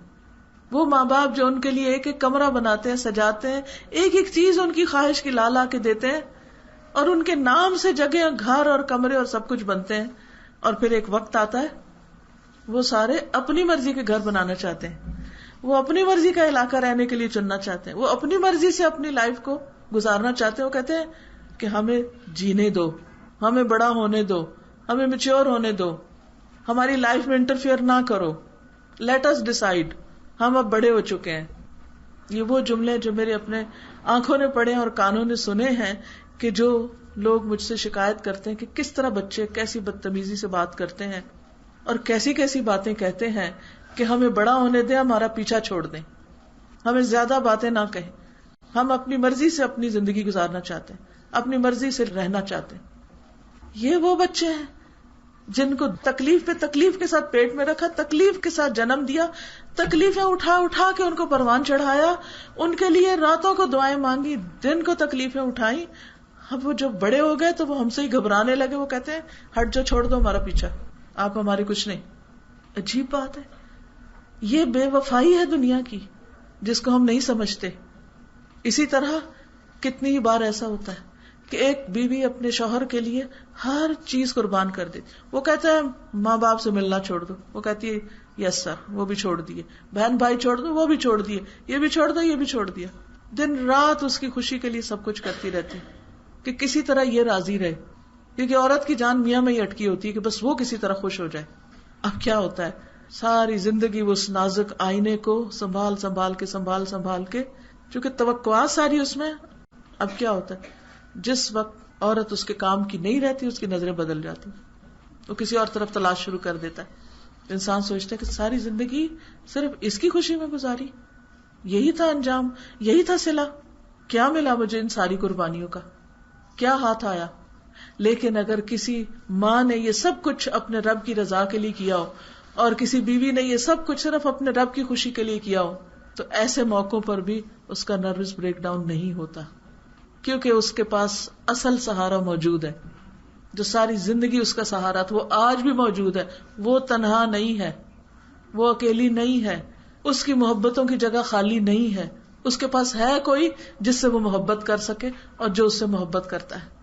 وہ زندہ ہے, ہمیشہ سے ہے, ہمیشہ رہے گا. اسے نہ نیند آتی ہے نہ اونگ آتی ہے, وہ موجود ہے. وہ اس کو یاد کرتی ہے, وہ اس کو یاد کرتا ہے. وہ اس کو دھوکہ نہیں دے گا, وہ اسے تنہا نہیں چھوڑے گا. اور تھوڑے عرصے کے بعد جب وہ اس کی طرف لوٹ کر جائے گی تو بہترین طریقے سے اس کا استقبال ہوگا. پھر ہمیشہ ہمیشہ کی راحتیں ہوں گی. پھر سارے غم اور دکھ دنیا میں ختم ہو جائیں گے دنیا کے ساتھ ہی. تو اللہ پر جب ہم سچے دل سے صحیح معنوں میں حقیقی ایمان لے آتے ہیں, اپنا سب کچھ اس کے ساتھ وابستہ کر لیتے ہیں, تو دنیا بھی غم اور خوف سے آزاد ہو جاتی. شیطان ہمارا دشمن بار بار ہمیں غمگین کرنے کی کوشش کرتا ہے, لیکن اس کے وار اور تیر سارے اس ایمان کے نور سے بجھ جاتے ہیں. وہ ان کا مقابلہ کر لے, ہر چیز اس کے آگے ہیچ ہو جاتی. اس لیے ہمیں اپنے اس عقیدے کو خالص کرنے اور ہر طرح کے شرک سے پاک کرنے کی ضرورت ہے. اور پھر یہ ہے کہ یہ جو تعلق ہوتا ہے نا, یہ پرانا بھی ہو جاتا ہے. اللہ تعالیٰ سے جو ایمان اور ایک محبت کا تعلق اور یقین کا اور رجا کا اور توکل کا, تو نبی صلی اللہ علیہ وسلم نے فرمایا کہ ایمان تمہارے پیٹوں میں اس طرح پرانا ہو جاتا ہے جیسے کپڑا پرانا ہو جاتا ہے. سو تم اللہ سے سوال کیا کرو کہ وہ تمہارے دلوں میں ایمان کی تجدید کرتا رہے, یہ ایمان جاگتا رہے, یہ بار بار اٹھتا رہے, یہ پکا ہوتا رہے, یہ انکریز ہوتا رہے, یہ بڑھتا رہے. اور یہ کیسے ہوگا؟ یہ اللہ کی باتیں کرنے سے ہی ہوگا نا, اور ایسی مجلسوں میں اللہ کا ذکر کرنے سے ہی ہوگا. تو ہمیں اپنے اوقات میں, اپنی مصروفیات میں, اپنے جان مال ہر چیز کا صدقہ دیتے ہوئے اس کے لیے وقت نکالنا چاہیے, کیونکہ وہ بنیاد ہے, وہ جڑ ہے, وہ ریڑھ کی ہڈی کی طرح آپ کے جسم میں, کہ وہ فنکشنل ہوگی تو آپ چل پھر سکیں گے. لیکن اس ایمان میں کیا چیز کمی کر دیتی ہے؟ انسان کے گناہ, انسان کی کوتاہیاں, غفلتیں. لہذا ان سے کنٹینیوسلی توبہ کرنے کی ضرورت ہے تاکہ ہمیں فرشتوں کی دعائیں بھی ملتی رہیں. نبی صلی اللہ علیہ وسلم نے فرمایا, زانی جس وقت زنا کرتا ہے وہ مومن نہیں ہوتا. شراب پینے والا جب شراب پیتا ہے وہ مومن نہیں ہوتا. چور جس وقت چوری کرتا ہے وہ مومن نہیں ہوتا. لوٹ مار کرنے والا مومن نہیں ہوتا جس وقت وہ لوٹ مار کر رہا ہوتا ہے اور لوگوں کی نظریں اس کی طرف اٹھی ہوتی ہیں. یہ بخاری کی روایت ہے. یعنی یہ تو مثال کے طور پر چند گناہوں کا ذکر کر دیا گیا نا, تو اس پر قیاس کرتے ہوئے دوسرے گناہ بھی ایسے ہوتے ہیں کہ جو ایمان کو کھا جانے والے ہوتے ہیں، وہ ایمان کو نقصان دینے والے ہوتے ہیں. تو جب بھی نقصان ہو جائے تو فوراً انسان کیا کرے؟ اس نقصان کی تلافی کرے، اپنے ایمان کی تجدید کرے، توبہ کرے، صدقہ کرے، ایسی مجلسوں میں جائے، حاضر ہو، اللہ کے گھر جائے، حج عمرے کی کوشش کرے، تاکہ وہ کھویا ہوا ایمان، کمزور ہوا ہوا ایمان واپس اپنی اصل پہ آ جائے، بلکہ بڑھتا جائے. کیونکہ ایمان ایک حالت میں نہیں رہتا، وہ یا بڑھتا ہے یا گھٹتا ہے.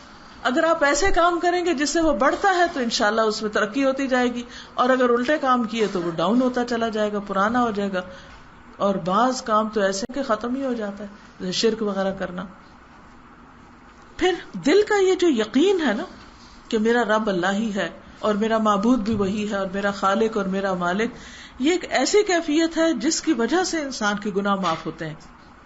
پھر اسی طرح ہمیشہ اس بات کی دعا کرنی چاہیے، تمنا کرنی چاہیے کہ ہمارا خاتمہ ایمان پر ہو، کیونکہ دل کی حالتیں بدلتی رہتی ہیں، الٹ پلٹ ہوتی رہتی ہیں. کل اس وقت ہم لوگ گوجرانوالہ میں تھے اور وہاں اتفاق سے ہم آخرت ہی کا ذکر کر رہے تھے. تو لیسن کے آخر میں نے بچیوں سے کہا کہ آپ میں سے کوئی اپنا کوئی تجربہ بتانا چاہے، کوئی کچھ کہنا چاہے. تو مختلف لوگوں نے آ کے اپنے اپنے تجربے بتائے اور کچھ دوسروں کے بھی. تو ایک بات جو 3-4 لوگوں نے کہی وہ یہ تھی کہ مثلاً ایک بچی جس کا کوئی آپریشن ہونا تھا، تو وہ کہتی کہ مجھے جب ڈاکٹر نے کہا اینستھیزیا دینے سے پہلے تم کلمہ پڑھ لو، کہتی کہ میرا لگے دماغ معوف ہو گیا، مجھے کلمہ نہیں یاد آ رہا تھا. میں نے اور چیزیں پڑھی، مجھ سے کلمہ نہیں پڑھا گیا. کہتی اس چیز نے مجھے ہلا کے رکھ دیا کہ جب میری موت آئے گی تو کیا مجھے کلمہ یاد آئے گا. اسی طرح کسی اور نے بھی بتایا. پھر ایک اور نرس تھی، وہ کہنے لگی کہ ٹرک ڈرائیور تھا تو اس کا ایکسیڈنٹ ہوا، تو وہ ہمارے پاس آیا اور ہم اس کو دیکھ رہے تھے تو سیچوریشن پہ آ گیا، وہ ڈراپ ہو رہا تھا اور وہ بار بار کہہ رہا تھا کلمہ پڑھو کلمہ پڑھو، یعنی وہ خود نہیں پڑھ پا رہا تھا. نرس کہتی ہے مجھ سے اس نے کہا تو میں نے کہا کہ وہ کلمہ تو مرنے والے پڑھتے ہیں تو شاید سروائیو کر ہی جائے. اس کے 2 دوست تھے، کوئی وہ آئے، ان سے اس نے کہا کلمہ پڑھو، انہوں نے کہا کہ تم کون سا مر رہے ہو کہ ہم کلمہ پڑھیں، انہوں نے بھی نہیں پڑھا. کہتے 10-12 لوگوں سے اس نے کہا، خود اس کو یاد نہیں آ رہا تھا، کسی نے نہیں پڑھا، سب مذاق میں آ گئے. کیونکہ ہم ایکسپٹ نہیں کرتے کہ کوئی مرنے والا مر بھی رہا. وہ بےچارا مرنے کے قریب ہوتا تب بھی ہم کہتے نہیں ہوپ رکھو، نہیں مرے گا، بھی چلو مرے یا نہ مرے، کلمہ پڑھنے میں مشکل کیا ہے، اللہ کا ذکر تو ہر وقت کرنا چاہیے. اتنا مجھے اس سے خوف آیا کہ ہمیں کبھی بھی اس بات کے اوپر نہیں رہنا چاہیے کہ ہمیں کلمہ آتا ہے. اور آپ دیکھیں کبھی سر درد ہوتی ہے، کچھ ہوتا ہے تو وہ باتیں یاد نہیں آتی کہ اچھا وہ کیا تھا، کس نے کیا کہا، کیسے ہوا. تو جب 2-3 لوگوں نے ایسی ہی بات کہی تو مجھے یہ خیال ہے کہ ہمیں خاص طور پہ دعا کرنی چاہیے کہ اللہ ہمیں موت کے وقت کلمہ نصیب کرنا اور ایمان پہ ہمارا خاتمہ کرنا. کیونکہ یہ ایمان ایسی چیز نہیں کہ جو ایک جگہ رکھ دی میز کی طرح تو اس نے ادھر ہی رہنا ہے، اس نے ہلنا نہیں، وہ آگے پیچھے بھی ہو جاتی ہیں چیزیں. تو نبی صلی اللہ علیہ وسلم نے فرمایا جو شخص اس حال میں فوت ہو کہ وہ لا الہ الا اللہ کی اور میرے رسول ہونے کی گواہی دیتا ہو، اور یہ گواہی دل کے یقین کے ساتھ ہو، خالی زبان بھی نہ دہرا رہی ہو، دل کے یقین کے ساتھ ہو، الی قلب موقن، تو اس کے سارے گناہ معاف کر دیے جائیں گے. وہ کلمہ اس کی بس پھر پچھلی ساری صفائی کر دے گا اور وہ اللہ کی رحمت کا مستحق ہو جائے گا. اللہ پر ایمان کی ایک اور چیز یہ ہے کہ ہمیں ہر نفع نقصان کا مالک اللہ کو سمجھنا چاہیے. قرآن مجید میں اللہ تعالیٰ فرماتے ہیں وَإِن يَمْسَسْكَ اللَّهُ بِضُرٍّ فَلَا كَاشِفَ لَهُ إِلَّا هُوَ وَإِن يُرِدْكَ بِخَيْرٍ فَلَا رَادَّ لِفَضْلِهِ يُصِيبُ بِهِ مَن يَشَاءُ مِنْ عِبَادِهِ وَهُوَ الْغَفُورُ الرَّحِيمُ. سورۃ یونس آیت 107. اور اگر اللہ تمہیں کوئی تکلیف پہنچانا چاہے تو اس کے سوا کوئی اسے دور کرنے والا نہیں، اور تجھ سے کوئی بھلائی کرنا چاہے تو کوئی اسے ٹالنے والا نہیں. وہ اپنے بندوں میں سے جسے چاہے اس فضل سے نوازتا ہے اور وہ بخشنے والا ہے، رحم کرنے والا ہے. تو اس سے کیا پتہ چلتا ہے کہ کوئی بیماری ہو، کوئی دکھ ہو، کوئی تکلیف ہو، کوئی پریشانی ہو، اس وقت انسان کو اللہ ہی کی طرف رجوع کرنا چاہیے اور اللہ ہی کو اس کا مالک سمجھنا چاہیے. پھر اسی طرح اس بات کو بھی یقین رکھنا چاہیے کہ اللہ تعالیٰ اگر کوئی خیر پہنچانا چاہے گا تو وہ کوئی نہیں چھین سکتا. یہ چیز انسان کے اندر بڑا اطمینان پیدا کر دیتی ہے کہ جو چیز اللہ نے میرے لیے لکھی ہے نا وہ مجھے ہی ملے گی، کسی اور کو نہیں مل سکتی. اور اگر وہ نہیں ملنی، کسی اور کے لیے اللہ نے لکھی ہے، تو بھی غلط طریقے اختیار کرنے سے وہ مجھے نہیں مل سکتی.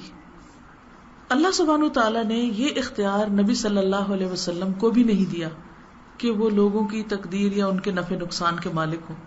سورۃ الاعراف 188 میں اللہ تعالیٰ فرماتے ہیں قُلْ لَا أَمْلِكُ لِنَفْسِي نَفْعًا وَلَا ضَرًّا إِلَّا مَا شَاءَ اللَّهُ، کہہ دیجئے مجھے تو خود اپنے آپ کو بھی نفع نقصان پہنچانے کا اختیار نہیں، میں تو اپنے نفع نقصان کا بھی مالک نہیں، اللہ ہی ہے جو کچھ چاہتا ہے وہ ہو جاتا ہے، الا ما شاء اللہ.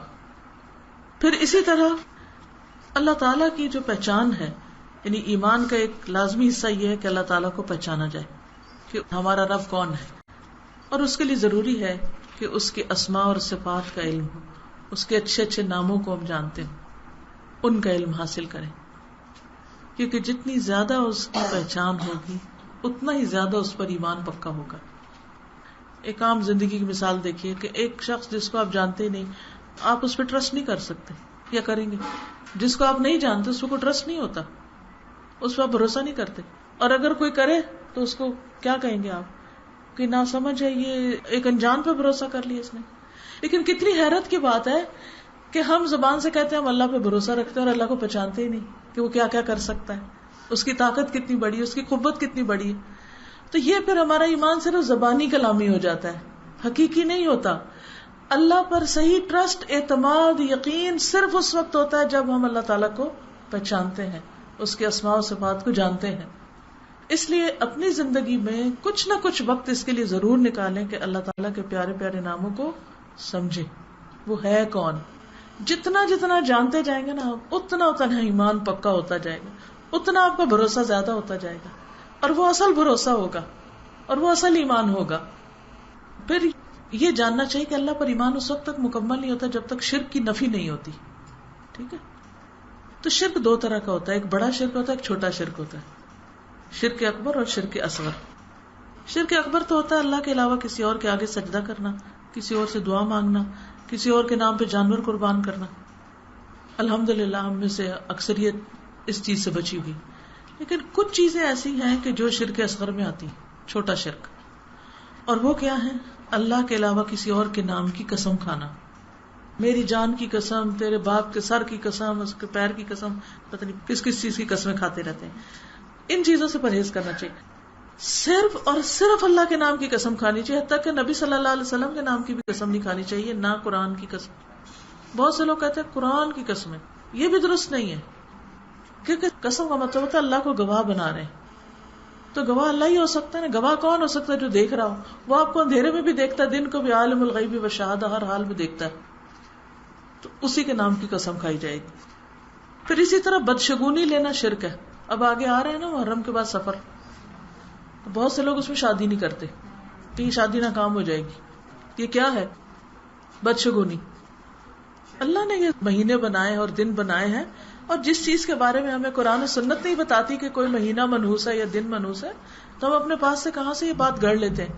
یہ ایک جھوٹ ہے جو گھڑا ہوا ہے. کوئی مہینہ منحوس نہیں ہے اور کوئی دن منحوس نہیں. نحوست انسان کے اپنے برے اعمال کی ہوتی ہے. پھر بدشگونی لینا جو ہوتا ہے وہ شرک ہوتا ہے. عبداللہ بن مسعود نبی صلی اللہ علیہ وسلم سے روایت کرتے ہیں کہ الطیارۃ شرک، بدشگونی لینا شرک ہے. پھر ستاروں پہ یقین. بہت سے لوگ سٹارز کے اوپر بڑا بلیو رکھتے ہیں، اور وہ کیا کرتے ہیں کہ اب تو میں نے سنا ہے کہ شاید ٹیلی ویژن پروگرام بھی ہوتے ہیں، لوگوں کی قسمتیں بتاتے ہیں، اور کوئی اللہ عالم. اللہ کے سوا کسی کے پاس علم نہیں کہ کل کیا ہونے والا ہے. قرآن پاک میں واضح لکھا ہوا ہے وما تدری نفس ماذا تکسب غدا، کسی کو نہیں پتا کل کیا ہوگا. تو یہ ستاروں سے شگون لینا اور ستاروں سے اس قسم کی رہنمائی لینا اور اپنا فیوچر جاننے کی کوشش کرنا، یہ چیزیں پھر شرک میں آ جاتی ہیں. اسی طرح تعویذ دھاگے. رسول اللہ صلی اللہ علیہ وسلم نے فرمایا حضرت رویفہ سے، امید ہے کہ تمہیں میرے بعد لمبی زندگی ملے، تو تم لوگوں کو بتا دینا جس نے اپنی داڑھی میں گرہ لگائی، یعنی بعض لوگ داڑھی کے بال باندھ لیتے ہیں، یا تانت باندھے یعنی کہ دھاگے میں گرے لگائے کچھ کچھ پڑھ کے، یا کسی جانور کے گوبر یا ہڈی سے استنجا کرے، تو محمد صلی اللہ علیہ وسلم اس سے بری ہے، آپ کا اس سے کوئی تعلق نہیں. تو ان چیزوں سے بھی پرہیز کرنا چاہیے.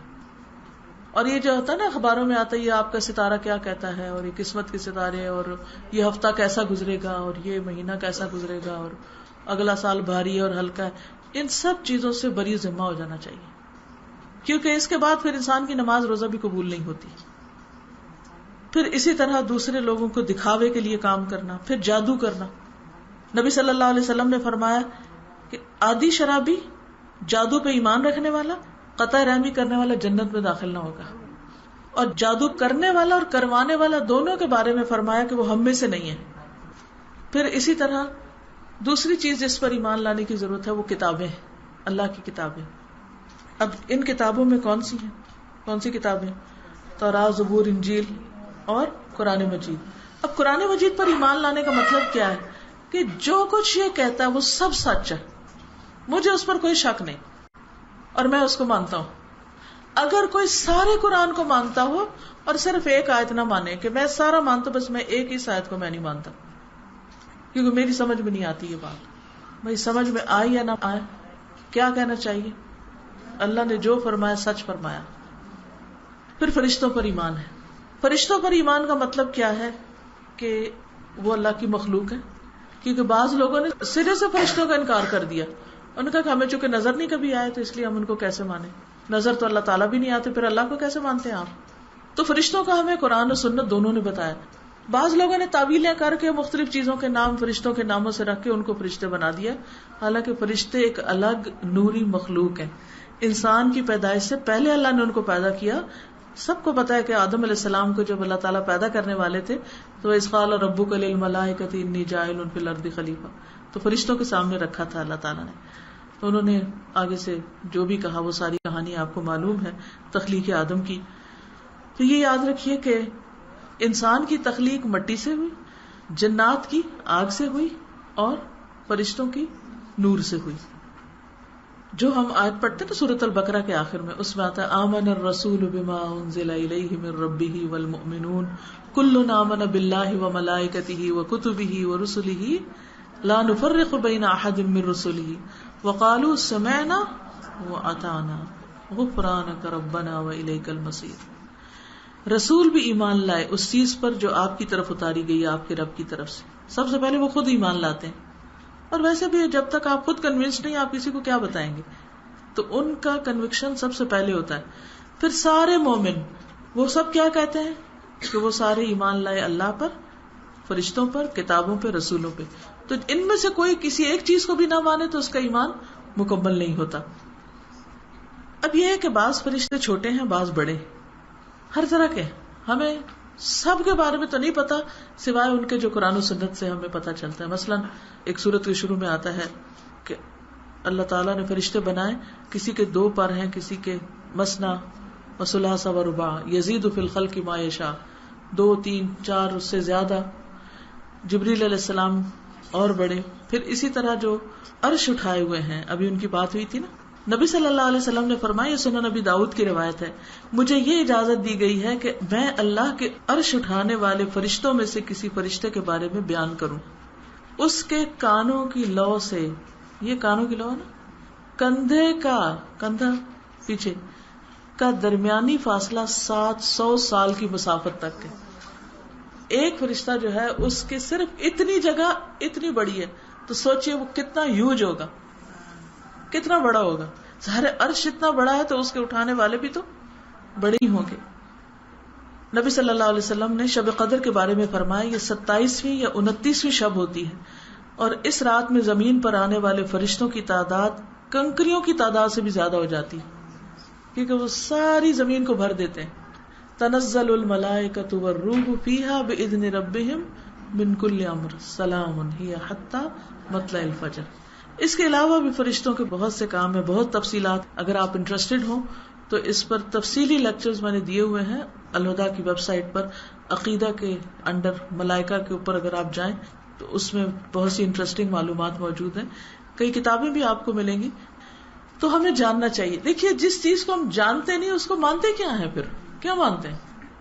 تو مان ہی نہیں سکتے جب تک ہم اس کو اچھی طرح پہچانتے نہ ہوں. تو اس لیے بہت ضروری ہے کہ فرشتوں کے بارے میں بھی ہماری معلومات اچھی ہوں. پھر رسولوں پر ایمان. اس ایمان کا مطلب کیا کہ سارے رسولوں کو مانے. اگر ایک کو بھی نہیں مانا تو ایمان گڑبڑ ہو جائے گا, یا کسی ایکسٹرا کو مان لیا اور وہ رسول ہے ہی نہیں تو بھی ایمان خراب ہو جائے گا, اور ایمان خراب ہوا تو عمل برباد ہوئے, عمل برباد ہوئے تو آخرت برباد ہوئی. بہت سینسیٹیو معاملہ ہے, اس لیے اس کے معاملے میں بہت احتیاط کی ضرورت ہے. ایک اور چیز اس سلسلے میں ماننی ضروری ہے کہ رسالت جو ہوتی ہے وہ اللہ کی طرف سے ملتی ہے. کوئی خود کو رسول نہیں ڈکلیئر کر سکتا, یعنی کوئی یہ نہیں کہہ سکتا میں بھی رسول بن گیا ہوں کیونکہ میرے اندر حضور صلی اللہ علیہ وسلم والی ساری خصوصیات یا سنتیں میں ان پہ عمل کر رہا ہوں لہٰذا اب میں بھی رسول ہوں, یہ نہیں کوئی کہہ سکتا. پھر یہ کہ رسول بھی انسان تھے, یعنی اس ایمان کا حصہ ہے کہ ان کو انسان مانا جائے, اور انسان ہوتے وہ ہماری رہنمائی کے لیے آئے, اور وہ غیب نہیں جانتے تھے. غیب کا علم صرف اللہ کے پاس ہے. اللہ سبحانہ وتعالیٰ نے نبی صلی اللہ علیہ وسلم کو جتنا چاہا دیا لیکن سارا نہیں دیا. پھر نبی صلی اللہ علیہ وسلم بھی انسان تھے. بعض لوگ کہتے ہیں وہ نور سے بنے تھے. اللہ تعالیٰ ہمیں بتا رہے ہیں وہ انسان تھے اور ہم کہتے ہیں وہ نور سے بنے تھے, تو اللہ کی بات کو جھٹلانے والی بات ہو گئی. مثلاً سورۃ الکہف کے آخر میں آتا ہے قل انما انا بشر مثلکم, آپ ان سے کہہ دیجئے میں ایک بشر ہوں تمہاری ہی طرح. فرق کس چیز کا؟ یوحی الیہ, میری طرف وہی آتی تمہاری طرف وہی نہیں آتی. تو جس کی طرف اللہ سبحانہ وتعالیٰ وہی بھیجتے ہیں وہ رسول ہوتا ہے. اور پھر اس کے بعد آتا ہے ومن کان یرجو لقاء ربہ فلیعمل عملا صالحا, جو اپنے رب کی ملاقات کی امید رکھتا ہے اسے چاہیے کہ اچھے اچھے کام کیا کرے. ولا یشرک بعبادۃ ربہ احدا, اور اپنے رب کی عبادت میں کسی ایک کو بھی شریک نہ کرے, نہ کسی انسان, نہ حیوان, نہ جن, نہ فرشتے, نہ کسی پیغمبر, کسی کو بھی نہیں. پھر اسی طرح یہ کہ نبی صلی اللہ علیہ وسلم کی نبوت پر خاص طور پر ایمان لانا بہت ضروری ہے, اور آپ پر ایمان لانا یہ ایمان کا ایک بہت بڑا پلر ہے. لا الہ الا اللہ اور محمد الرسول اللہ, یعنی ویسے تو فرشتوں پر ایمان ہے, کتب پر, سب پر, لیکن ہم جب کلمہ پڑھتے اپنے ایمان کو ڈکلیئر کرتے ہیں تو سب سے پہلے ان دو چیزوں پر ایمان لاتے ہیں.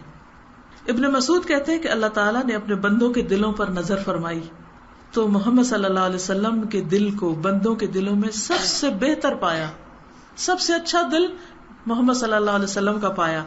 اس لیے اللہ نے ان کو اپنے لیے منتخب کر لیا, ان کے دل کو چن لیا اور انہیں پیغمبری کا شرف عطا کر کے مبعوث فرمایا. پھر قلب محمد کے بعد اپنے بندوں کے دلوں پر نظر فرمائی تو نبی صلی اللہ علیہ وسلم کے صحابہ کرام کے دل کو سب سے بہترین پایا, چنانچہ اللہ نے انہیں اپنے نبی کا وزیر بنا دیا. تو جو شخص اللہ کا قرب چاہتا ہے وہ سب سے زیادہ پھر کس چیز کی طرف فکر کرے؟ اپنے دل کی صحت کی طرف, اپنے دل کی صفائی کی طرف, اپنے ایمان کی پختگی کی طرف, اور ہر طرف کی شرک کی نجاست سے صاف کرنے کی طرف. رسول اللہ صلی اللہ علیہ وسلم نے فرمایا کہ مجھے لوگوں سے لڑنے کا حکم ہے اس وقت تک کہ وہ لا الہ الا اللہ کی گواہی دینے لگے اور میرے ان تمام احکام پر ایمان لے آئیں جو میں اللہ کی طرف سے لایا ہوں. یعنی رسول پر ایمان لانے کا مطلب کیا کہ جو کچھ وہ لائے ہیں اس کو بھی مانا جائے. اچھا ایک اور بات, محمد صلی اللہ علیہ وسلم کو آخری نبی اور رسول مانا جائے, یعنی ہمارے ایمان کا ایک حصہ ہے کہ آپ کے بعد کوئی اور نبی یا رسول نہیں آئے گا. دین آپ پر مکمل ہو گیا. اب امت میں صالحین, علماء اور امت کی اصلاح کرنے والے آتے رہیں گے, لیکن کسی اور رسول کی ضرورت نہیں. کہ قرآن مجید کی آیت ہے الیوم اکملت لکم دینکم, آج میں نے تمہارے لیے تمہارا دین مکمل کر دیا. واتممت علیکم نعمتی, مزید تاکید, تم پر اپنی نعمت تمام کر دی. دین مکمل, نعمت تمام, اور ہر چیز سیل بند اور محفوظ قیامت تک کے لیے, کتاب بھی اور ہر چیز. اب کسی اور کے آنے کی ضرورت ہی نہیں ہے. تو اس پر بھی ایمان ضروری ہے, کیونکہ اگر کوئی اس کے بعد کسی اور کو نبی یا رسول مانتا ہے تو یہ اس کے ایمان کے لیے سخت نقصان دہ ہے, کیونکہ وہ اللہ پر جھوٹ گڑ رہا ہے اور محمد صلی اللہ علیہ وسلم پر جھوٹ باندھ رہا ہے. تو جو اللہ پر جھوٹ باندھے اس سے بڑا ظالم کوئی نہیں. ٹھیک ہے, تو اس چیز کی اصلاح کی بھی ضرورت ہے. پھر قدر پر ایمان, قضاء پر ایمان, تقدیر پر ایمان. قضاء وہ چیز ہوتی ہے جس کا اللہ تعالیٰ اپنی مخلوق میں کسی کو ایجاد کرنے کا یا اس کو ختم کرنے کا یا اس میں کوئی تبدیلی کرنے کا فیصلہ کرتا ہے. یعنی اپنی کسی کریشن کے اندر اس کا جو فیصلہ ہوتا ہے اس کو آلٹر کرنے کا یا اسے بنانے کا یا ختم کرنے کا, تو وہ فیصلہ قضاء کہلاتا ہے. قدر کیا چیز ہے؟ جس کو اللہ تعالیٰ نے ازل سے اندازے کے ساتھ مقرر کر دیا ہے. کہ وہ چیز اللہ کی مخلوق میں مقدر ہوگی، اس بنا پر کہ اللہ کو اس کا پہلے سے علم ہے. تقدیر کے بارے میں چند چیزیں سمجھ میں آ جائے تو یہ معاملہ بہت آسان ہو جاتا ہے، اگرچہ اس کے بارے میں بہت بات کرنے کی اجازت نہیں دی گئی. تقدیر اللہ کا راز ہے، سیکرٹ ہے، اللہ کے علاوہ کسی کو نہیں پتا کس کے ساتھ کیا ہوگا. تو اس لیے کوئی اگر یہ کہے مجھے کیا پتا میرے لیے جہنم ہی لکھ دی گئی تو پھر مجھے نیک عمل کرنے کی کیا ضرورت ہے، اور اگر جنت لکھ دی گئی تو بھی اچھے کام کرنے کی ضرورت نہیں کیونکہ جنت میں تو چلے ہی جائیں گے. بھئی دیکھا کس نے، پتا کس کو ہے؟ تو اللہ کے پاس ہے علم. ہمیں کیا کہا گیا ہے کہ تم اپنی کوشش کرتے رہو، پھر اللہ ہی جانتا ہے کہ انجام کیا ہوگا. اور اللہ سے اچھی امید رکھے اور انسان اچھی دعا کرتا رہے، کیونکہ تقدیر کو کوئی چیز نہیں بدل سکتی مگر دعا. اور اللہ جس چیز کو چاہے لکھے، جس چیز کو چاہے مٹائے. ہمیں اپنا کام کرنے کی ضرورت ہے، اللہ کے علم میں اور اللہ کے فیصلوں میں مداخلت کی ضرورت نہیں. پھر اسی طرح یہ بھی تقدیر کا حصہ ہے کہ اللہ تعالیٰ نے قیامت تک ہونے والی ساری چیزوں کو لکھ رکھا ہے، اس کو سب پتا ہے. کیا ہے؟ اللہ کا علم ہے، اللہ کو پتا ہے کیا کیا ہوگا. پھر اللہ جو چاہتا ہے وہ ہوتا ہے اور جو نہیں چاہتا وہ نہیں ہوتا. یہ بھی ایک حصہ ہے تقدیر کا، اس پر بھی ایمان ضروری ہے. پھر یہ کہ اللہ تعالیٰ ازل سے موجود ہے اور اس سے پہلے کچھ بھی نہیں تھا، اور اس کا عرش پانی پر تھا، اور لوح محفوظ پر اس نے ہر چیز کو لکھ دیا جب قلم کو پیدا کیا. اور پھر اللہ تعالیٰ نے آسمان و زمین پیدا کی اور انسان کو اس میں بھیجا اور ہم یہاں پر موجود ہیں. اور یہ ہم سب جانتے ہیں کہ سب سے پہلے قلم پیدا کیا گیا تھا اور اللہ تعالیٰ نے اس سے کہا لکھ. اس نے پوچھا کیا لکھوں؟ فرمایا قیامت تک جو کچھ بھی ہونے والا ہے سب لکھو. اب وہ لکھا ہوا ہے لیکن اس میں اللہ چاہے تو تبدیلی کر لے، یہ اس کے اپنی قضا ہے، اس کے اپنے فیصلے. یاد رکھیے تقدیر پر ایمان کے بغیر ایمان مکمل نہیں ہوتا، یہ عقیدے کا حصہ ہے. رسول اللہ صلی اللہ علیہ وسلم نے فرمایا کوئی بندہ اس وقت تک مومن نہیں ہو سکتا جب تک 4 چیزوں پر ایمان نہ لے آئے. اس بات کی گواہی دے کہ اللہ کے سوا کوئی عبادت کے لائق نہیں، اور بے شک میں اللہ کا رسول ہوں اور اس نے مجھے حق کے ساتھ بھیجا ہے. موت پر ایمان لائے، موت کے بعد دوبارہ زندہ ہونے پر، اور تقدیر پر ایمان لائے. نبی صلی اللہ علیہ وسلم نے فرمایا کوئی شخص اس وقت تک مومن نہیں ہو سکتا جب تک اچھی اور بری تقدیر پر ایمان نہ لائے کہ سب اللہ کی طرف سے. وعدہ نا والقدر خیری و شری من اللہ تعالی، کہ سب اچھی بری تقدیر اللہ ہی کی طرف سے. اور پھر یہ کہ وہ اللہ کا علم ہے. پھر یہ کہ اس کے اوپر بات نہیں کرنی چاہیے، اور کوئی چیز تقدیر سے آگے نہیں جا سکتی، اور اس میں نہ اضافہ ہوتا ہے نہ کمی ہوتی، الا ماشاء اللہ، مگر جو اللہ چاہے کرے. پھر اسی طرح نظر مان کے بھی تقدیر نہیں بدلتی. حدیث میں آتا ہے آپ نے فرمایا نظر نہ مانو کیونکہ اس سے کوئی تقدیر نہیں ٹل سکتی. البتہ منت کے ذریعے بخیل آدمی سے مال نکلوا لیا جاتا ہے، جو ویسے اس نے نہیں دینا صدقہ، تو اس کے ذریعے وہ پھر مجبور ہو جاتا ہے دینے کے لیے. پھر اسی طرح یہ کہ قیامت تک جس جس نے پیدا ہونا ہے وہ بھی اللہ نے لکھ دیا، وہ آ کے ہی رہے گا جس بھی طرح اللہ چاہے گا. پھر موت کا وقت اور جگہ مقرر ہے، انسان وہیں پہنچ جاتا ہے جہاں اس کی لکھی ہوتی. یہ سب تقدیر کا حصہ ہے. پھر ایک حدیث میں آتا ہے کہ 3 لوگوں سے اللہ تعالیٰ نہ کوئی فرض قبول کرے گا نہ نفل. نمبر 1 جو نافرمان ہو، نمبر 2 احسان جتلانے والا، اور نمبر 3 تقدیر کو جھٹلانے والا. ایسے شخص کا ڈھیروں صدقہ بھی قبول نہ ہوگا جو تقدیر کو جھٹلا دے. پھر اس کے بعد آخرت پر ایمان بھی ضروری ہے. اس میں سب سے پہلی منزل قبر ہے. قبر کے بارے میں بہت سے لوگوں کے اندر شکوک و شبہات پائے جاتے ہیں. بعض سمجھتے ہیں کہ قبر جو ہے وہ ایسے ہی بس مر کے مٹی کا ڈھیر ہے اور اس میں بس ختم ہو جاتا ہے انسان، کوئی سزا جزا نہیں. لیکن اصل عقیدہ کیا ہے اور درست چیز کیا ہے کہ قبر میں انسان کا امتحان ہوتا ہے. اصل فیصلہ تو قیامت کے دن ہوگا، لیکن جو اس کے آگے ہونے والا اس کے مطابق اس سے ٹریٹمنٹ شروع ہو جاتی. یعنی آپ یوں سمجھے کہ یہ لیول 1 ہے ایگزام کا پہلا سٹیپ. کئی لوگ کہتے ہیں ابھی حساب کتاب تو ہوا ہی نہیں، قیامت تو آئی نہیں، جزا سزا کیسی؟ بھئی قبر میں بھی تو حساب کتاب ہوتا ہے نا، وہ بھی تو حساب ہے. تو اس حساب کے بعد آپ جو ڈیزرو کرتے ہیں وہ انسان کو ملتا ہے. وہاں حساب 3 چیزوں کا ہے، 3 پرنسپلز ہیں. من ربو کا، تیرا رب کون ہے، ما دینوں کا، تمہارا دین کیا ہے، اور تیسرا من نبیو، تمہارا نبی کون تھا. یہ 3 سوال قبر کے ہیں، 3 امتحان. ان سوالوں میں جو کامیاب ہوتا ہے اس کے لیے قبر کی زندگی اچھی ہوتی. اس کے بعد حشر کا دن ہے، نفخہ یعنی سور پھونکا جائے گا، اور پھر وہاں پر ایک اور حساب ہوگا. اس حساب میں جو کامیاب ہوگا اس کے بعد اس کے لیے جنت یا جہنم ہے. یعنی جنت میں جانے والے کامیاب ہونے والے ہیں اور جہنم میں جانے والے ناکام ہونے والے ہیں.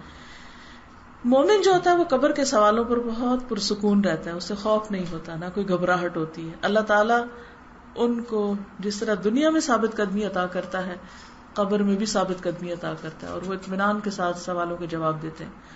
حدیث میں آتا ہے مرنے والا اگر نیک آدمی ہو تو فرشتے اسے اس کی قبر میں اس طرح بٹھاتے ہیں کہ اس پر کوئی خوف اور گھبراہٹ نہیں ہوتی۔ پھر اس سے پوچھا جاتا ہے کہ تم نے کس دین میں وقت گزارا؟ وہ کہتا ہے اسلام میں۔ پوچھا جاتا ہے وہ کون آدمی تھا جو تمہارے پاس آیا؟ وہ کہتا ہے اللہ کے رسول محمد صلی اللہ علیہ وسلم، جو اللہ تعالیٰ کی طرف سے ہمارے پاس واضح نشانیاں لے کر آئے اور ہم نے ان کی تصدیق کی۔ لیکن جو شخص مومن نہیں ہوتا یا جس کے عقیدے میں خرابی ہوتی ہے وہ خوف کی حالت میں اٹھتا ہے، اور جب اس سے حضور صلی اللہ علیہ وسلم کے بارے میں پوچھا جاتا ہے تو اس کو کوئی پتہ نہیں ہوتا۔ وہ کہتا ہے کہ میں تو وہی کہتا تھا جو لوگ کہتے تھے، یعنی نہ جانا نہ پہچانا۔ اسی طرح یہ کہ باقی سوالوں کے جواب بھی وہ کس طرح دیتا ہے، لا ادری لا ادری، مجھے نہیں پتا، میں نے لوگوں کو سنا تھا وہ یہ کہتے تھے تو میں بھی کہہ دیتا تھا۔ یہ طریقہ سب سے زیادہ خطرناک ہے، سنی سنائی پر ایمان لے آنا، کہ بس اس کی سنی اس کی سنی، اس کی سنی یہ مان لیا، وہ اس کی سنی وہ مان لیا اور ایک کھچڑی پکا دی۔ نہیں، اس معاملے میں بہت واضح ہونا چاہیے کہ سچ کیا ہے اور حقیقت کیا ہے اور اوتھینٹک دلائل کے ساتھ کیا چیز ثابت ہے جس کو مجھے ماننا ہے، اور کون سی چیزیں سنی سنائی ہیں ان کو باہر نکالنا ہے، ان کو نہیں ماننا۔ اس کے بعد یہ ہے کہ قبر میں سزا بھی ہوتی ہے اور جزا بھی ہوتی ہے۔ سزا کیا ہوتی ہے کہ جب سوالوں کے جواب کوئی نہیں دے پاتا یا اس طرح کے جواب دیتا ہے کہ وہ لوگ کہتے تھے تو میں کہتا تھا، تو اس کے جواب قبول نہیں ہوتے، کراس کر دیا جاتا ہے اور اس کی قبر کو تنگ کر دیا جاتا ہے، اور پھر اس کو لوہے کے گرزوں سے مارا جاتا ہے، مار پٹائی وہاں شروع ہو جاتا ہے۔ اب دیکھیے کہ ہاسپٹل میں بھی لوگ تکلیف کی حالت میں ہوتے ہیں، لیکن میں جب کسی کو اس تکلیف میں دیکھتی ہوں تو مجھے ہمیشہ یاد آتا ہے کہ اللہ اس کی اب اگلی منزل آسان کرنا۔ یہ نہیں معلوم اس کے بعد جس قبر میں جا رہا ہے وہاں کیا ہوگا۔ یہاں تو کتنے لوگ مدد کے لیے کھڑے ہیں اور کام آ رہے ہیں اور طرح طرح کے ٹیسٹ ہو رہے ہیں اور ایک کے بعد ایک پین ریلیف کے لیے انجیکشن لگائے جا رہے ہیں، لیکن وہاں کی پین ریلیف کے لیے کیا ہوگا؟ وہ تو دفنا کے گھر والے بھی فارغ ہو جاتے ہیں اور اپنے کھانے پینے میں لگ جاتے ہیں۔ کون کس کو کتنا یاد رکھتا ہے، کون کس کے لیے کتنی دعائیں کرتا ہے، کتنا بھی کوئی پیارا ہو، وقت کے ساتھ ساتھ زخم مندمل ہو جاتے ہیں اور انسان بھول جاتے ہیں۔ اور اگر وہ چاہنے والے خود جب تک ہے وہ یاد رکھیں گے، جب وہ مر گئے تو پھر کس نے یاد رکھنا؟ ہمیں نانی کہا کرتی تھی پڑھ پیا تو ساگ گیا، یعنی کہ جب کوئی پڑھ نواسا یا پڑھ پوتا ہو گیا تو وہ رشتہ داری ختم ہوگی، پہچانتے بھی نہیں کہ کون ہو آپ ہمارے۔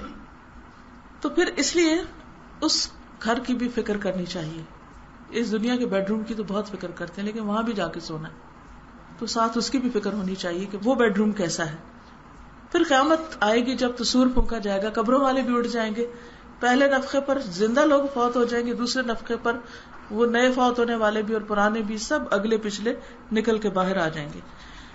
کسی عرابی نے پوچھا تھا کہ یہ سور ہے کیا چیز؟ آپ نے فرمایا کہ جیسے ایک سینگ ہوتا ہے، اس کے اندر پھونک ماری جائے گی تو اس کا شور اتنا ہوگا کہ ہر چیز ختم ہو جائے گی، یا پھر سوئے ہوئے بھی جاگ اٹھیں گے، یعنی مرے ہوئے بھی جاگ اٹھیں گے۔ پھر قبروں سے اٹھنے کا منظر ہوگا، قرآن پاک میں آتا ہے سورۃ یاسین میں، وَنُفِخَ فِي الصُّورِ فَإِذَا هُم مِّنَ الْأَجْدَاثِ إِلَىٰ رَبِّهِمْ يَنْسِلُونَ۔ سور پھونکا جائے گا تو فوراً اپنی قبروں سے نکل کے اپنے رب کی طرف دوڑنا شروع کر دیں گے، دوڑ دوڑ کے پہنچیں گے جہاں میدان حشر ہوگا۔ پھر اس کے بعد یہ جس حال میں انسان فوت ہوگا اسی میں اٹھے گا۔ جو لبیک پکارتا ہوا گیا وہ لبیک پکارتا ہوا اٹھے گا۔ اور جیسے آپ نے دیکھا ہوگا کچھ لوگوں کی موت کے وقت وہ گانے گا رہے ہوتے ہیں، کچھ گالیاں دے رہے ہوتے ہیں، کچھ کسی کو بلا رہے ہوتے ہیں، جیسے مرے وہی باتیں کرتے اٹھیں گے۔ پھر اسی طرح آپ صلی اللہ علیہ وسلم نے فرمایا کہ مومن اپنے ایمان پر اور منافق اپنے نفاق پہ اٹھایا جائے گا۔ ایک اور جگہ پر آتا ہے تم قیامت کے دن پیدل اور سوار اٹھائے جاؤ گے، کچھ ایسے ہوں گے جنہیں منہ کے بل گھسیٹا جائے گا۔ پھر حشر کا دن بہت لمبا ہوگا، 50,000 سال کے برابر۔ استغفر اللہ۔ یوم یقوم الناس لرب العالمین، نبی صلی اللہ علیہ وسلم نے اس کی تلاوت کی اور فرمایا اس وقت تمہارا کیا حال ہوگا جب اللہ تمہیں 50,000 سال کے لیے اس طرح اکٹھا کرے گا جس طرح تیر کو کمان میں ڈالا جاتا ہے، اور تمہاری طرف اتنا عرصہ نظر بھی نہیں کرے گا، یعنی حساب نہیں شروع ہوگا، پھر حساب شروع ہوگا، پھر جا کے جان چھوٹے گی۔ تو اس دن سے ڈرنا ہم سب کے لیے لازم ہے۔ ہر شخص اکیلے اکیلے اللہ کے سامنے پیش ہوگا، اور آپ کو پتہ ہے سب سے پہلے علماء پیش ہوں گے، سب سے پہلا حساب۔ یہ نہیں ہمیں سوچنا چاہیے کہ ہمیں بہت کچھ آ گیا تو اب ہم بہت بڑی چیز بن گئے۔ پھر اسی طرح شہید کو لایا جائے گا، پھر اسی طرح صدقہ خیرات کرنے والے کو لایا جائے گا، یعنی جس کے جتنے ہائی سٹیٹس ہے اس کا حساب اتنا ہی پہلے ہوگا۔ اگر اللہ کے لیے سب کچھ کیا ہوگا تو ان کا حساب جلدی سے ہوگا، آگے چلے جائیں گے، لیکن اگر وہ غیر اللہ کے لیے ہوگا تو عالم اور اس شہید اور اس سخی کو اوندے منہ جہنم میں گرایا جائے گا. پھر ہر شخص اکیلے اکیلے اللہ کے سامنے کھڑے ہوگا. کوئی ماں باپ ساتھ نہیں ہوں گے، بہن بھائی دوست رشتہ دار، بس جس پہ اللہ رحم فرمائے وہی پار لگے گا. حقوق اللہ میں سب سے پہلا حساب نماز کا ہوگا، اور پھر اسی طرح عام سوالات کیا ہیں وہاں کے، جیسے قبر کے 3 سوال ہیں تو وہاں کے بھی کچھ سوال ہیں. نبی صلی اللہ علیہ وسلم نے فرمایا کسی شخص کے پاؤں حشر کے میدان سے ہٹ نہ سکیں گے جب تک کہ ان سوالوں کے جواب نہ دے دے. اس کی عمر کے بارے میں سوال ہوگا، کس چیز میں لگائی. جوانی کے بارے میں سوال ہوگا، کہاں کپائی. اپنے حاصل کردہ علم پر کیا عمل کیا. مال کہاں سے کمایا، کہاں خرچ کیا، کن چیزوں پہ لگا دیا. اپنے جسم کو کس کام میں گلایا، کس چیز میں گلایا. اگر ہم ڈائٹنگ بھی کریں، پتلا بھی ہونے کی کوشش کریں تو ضرور فکر کریں کہ کس کے لیے پتلا ہو رہے ہیں. نیت کیا ہے کہ نماز اچھی سی پڑھ سکیں، یہ صرف لوگوں کے لیے ایک خوبصورت فگر نظر آئے. پھر میزان، اعمال کا تولا جانا، یہ بھی ایمان کا حصہ ہے. اور یہ یاد رکھیے ہر چھوٹی اور بڑی چیز تولی جائے گی. قرآن مجید میں آتا ہے فَمَن يَعْمَلْ مِثْقَالَ ذَرَّةٍ خَيْرًا يَرَهُ وَمَن يَعْمَلْ مِثْقَالَ ذَرَّةٍ شَرًّا يَرَهُ. نبی صلی اللہ علیہ وسلم سے پہلی ملاقات حوض کوثر پر ہوگی. یہ بھی ہمارے ایمان کا حصہ ہے. آپ نے فرمایا میں تم سے پہلے جا کر حوض پر پانی کا انتظام کرنے والا ہوں گا. اور حوض کوثر بہت خوبصورت، یہ جنت کی ایک نہر جو آپ کو عطا کی گئی. پھر نبی صلی اللہ علیہ وسلم کی شفاعت، یہ بھی برحق ہے. آپ نے فرمایا میرے پاس میرے رب کی طرف سے آنے والا ایک آیا، اس نے مجھے ان 2 میں سے کسی ایک بات کا اختیار دیا کہ میری نصف امت جنت میں داخل ہو جائے یا مجھے شفاعت کا اختیار مل جائے. تو میں نے شفاعت کا اختیار کیا.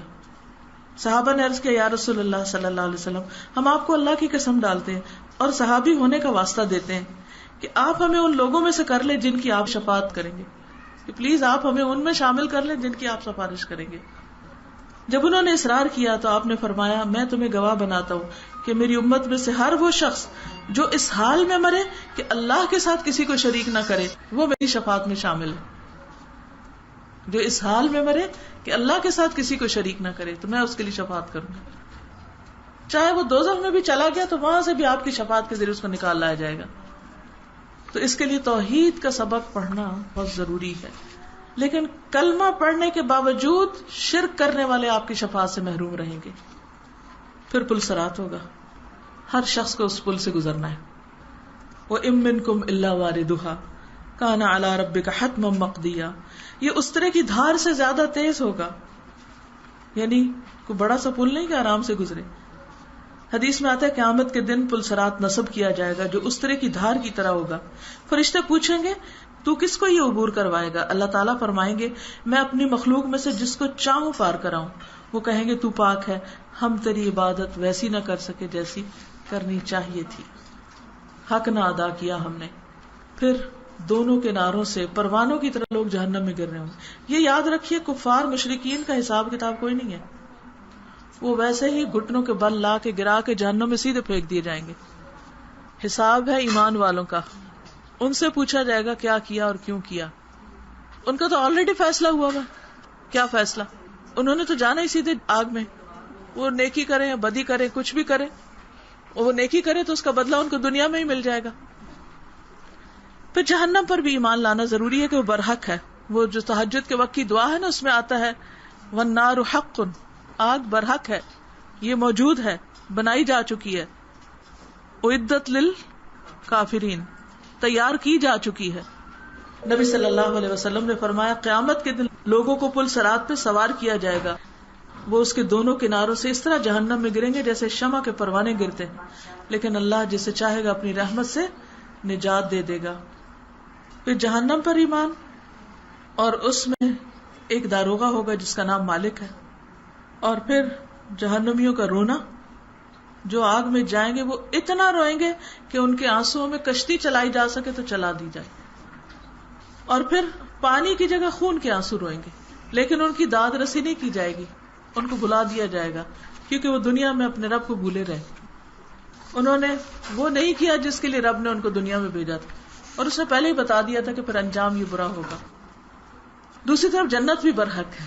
جو ایمان والوں کے لیے ہے اور اچھے کام کرنے والوں کے لیے، شرک سے بچنے والوں کے لیے. اللہ تعالیٰ نے فرمایا میں نے اپنے نیک بندوں کے لیے ایسی ایسی چیزیں تیار کر رکھی ہیں جنہیں نہ کسی آنکھ نے دیکھا، نہ کسی کان نے سنا، نہ کسی انسان کے دل پہ ان کا خیال گزرا. یہ اللہ نے ذخیرہ کیا ہوا ہے، اور کیا شان ہے ان کی جن کی اللہ نے تمہیں اطلاع دے رکھی ہے. پھر جنت کے گھروں کی خوبصورتی. ابن عمر کہتے ہیں رسول اللہ صلی اللہ علیہ وسلم سے پوچھا گیا جنت کس چیز سے بنی ہے؟ فرمایا ایک اینٹ سونے کی، ایک اینٹ چاندی کی، اس کا سیمنٹ کستوری ہے، اس کی مٹی زعفران ہے، اس کے سنگریزے موتی اور یاقوت کے ہیں. پھر جو اللہ کی تعریف کریں اور مشکل میں صبر کریں ان کے لیے جنت میں گھر ہے بیت الحمد، دیکھتے ہی جس کی تعریف ہونے لگے. خاص طور پر جب کسی کا چھوٹا بچہ فوت ہو جائے اور وہ اس پر صبر کرے. پھر اللہ سبحانہ و تعالیٰ کا دیدار اور اس کی رضامندی. اور یہ اللہ کا وعدہ ہے کہ اللہ تعالیٰ اپنے مخصوص بندوں کو اپنا دیدار کروائے گا اور ان سے راضی ہو جائے گا. اور یہ ہے اعلیٰ ترین منزل، یہ ہے وہ چیز جس کی ہم تمنا کریں اور جس کے لیے ہم کوشش کریں. وَفِي ذَلِكَ فَلْيَتَنَافَسِ الْمُتَنَافِسُونَ. مقابلے کرنے والوں اور ایک دوسرے سے آگے بڑھنے والوں کو اس کی فکر کرنی چاہیے، اس کے لیے مقابلہ کرنا چاہیے، اس کے لیے کوشش اور بھاگ دوڑ اور جد و جہد کرنی چاہیے کہ ہم اس قابل ہو سکے کہ اللہ کا دیدار کر سکیں. کیونکہ اصل نعمت وہ نعمت ہے. اللہ تعالیٰ ہمیں اپنی رحمت سے اس کی توفیق عطا کرے کہ ہم ایسے کام کریں جس سے وہ راضی ہو اور اس کی رضامندی ہمارے لیے ہو. رضی اللہ عنہم ورضوا عنہ ورضوان اللہ اکبر. اللہ کی رضامندی سب سے بڑی چیز ہے. اللہ تعالیٰ ہمیں توفیق دے کہ ہم اپنے رب کو راضی کر سکیں. وآخر دعوانا الحمد للہ رب العالمین. سبحان اللہ والحمد للہ ولا الہ الا اللہ واللہ اکبر ولا حول ولا قوة الا باللہ العلی العظیم. اللہم صل علی محمد وعلى آل محمد كما صلیت علی ابراہیم وعلى آل ابراہیم انک حمید مجید. اللہم بارک علی محمد وعلى آل محمد كما باركت على إبراهيم وعلى آل إبراهيم إنك حميد مجيد. ربنا آتنا في الدنيا حسنة وفي الآخرة حسنة وقنا عذاب النار. ربنا لا تزغ قلوبنا بعد إذ هديتنا وهب لنا من لدنك رحمة إنك أنت الوهاب. ربنا هب لنا من أزواجنا وذرياتنا قرة أعين وجعلنا للمتقين إماما. ربنا لا تؤاخذنا إن نسينا أو أخطأنا. ربنا ولا تحمل علينا إصرا كما حملته على الذين من قبلنا. ربنا ولا تحملنا ما لا طاقة لنا به واعف عنا واغفر لنا وارحمنا أنت مولانا فانصرنا على القوم الكافرين. لا إله إلا الله وحده لا شريك له له الملك وله الحمد وهو على كل شيء قدير. لا حول ولا قوة إلا بالله العلي العظيم. یا اللہ تو ہم سب پر اپنی رحمت نازل فرما، ہمیں ہر طرح کے شرک سے محفوظ رکھ، ہمیں سچا اور خالص ایمان دے، ہمارے ایمان کو مضبوط فرما دے. اللہ ہمیں اس قابل کر دے کہ ہم فرشتوں کی دعاؤں کے مستحق ہو سکیں، اور تو ہم پر اپنی نظر رحمت فرما. یا اللہ تو ہم سے راضی ہو جا. یا اللہ ہمارے جو عزیز رشتہ دار دنیا سے جا چکے ہیں ان کی بخشش فرما. یا اللہ ہم سب کے بچوں کو ہدایت عطا فرما.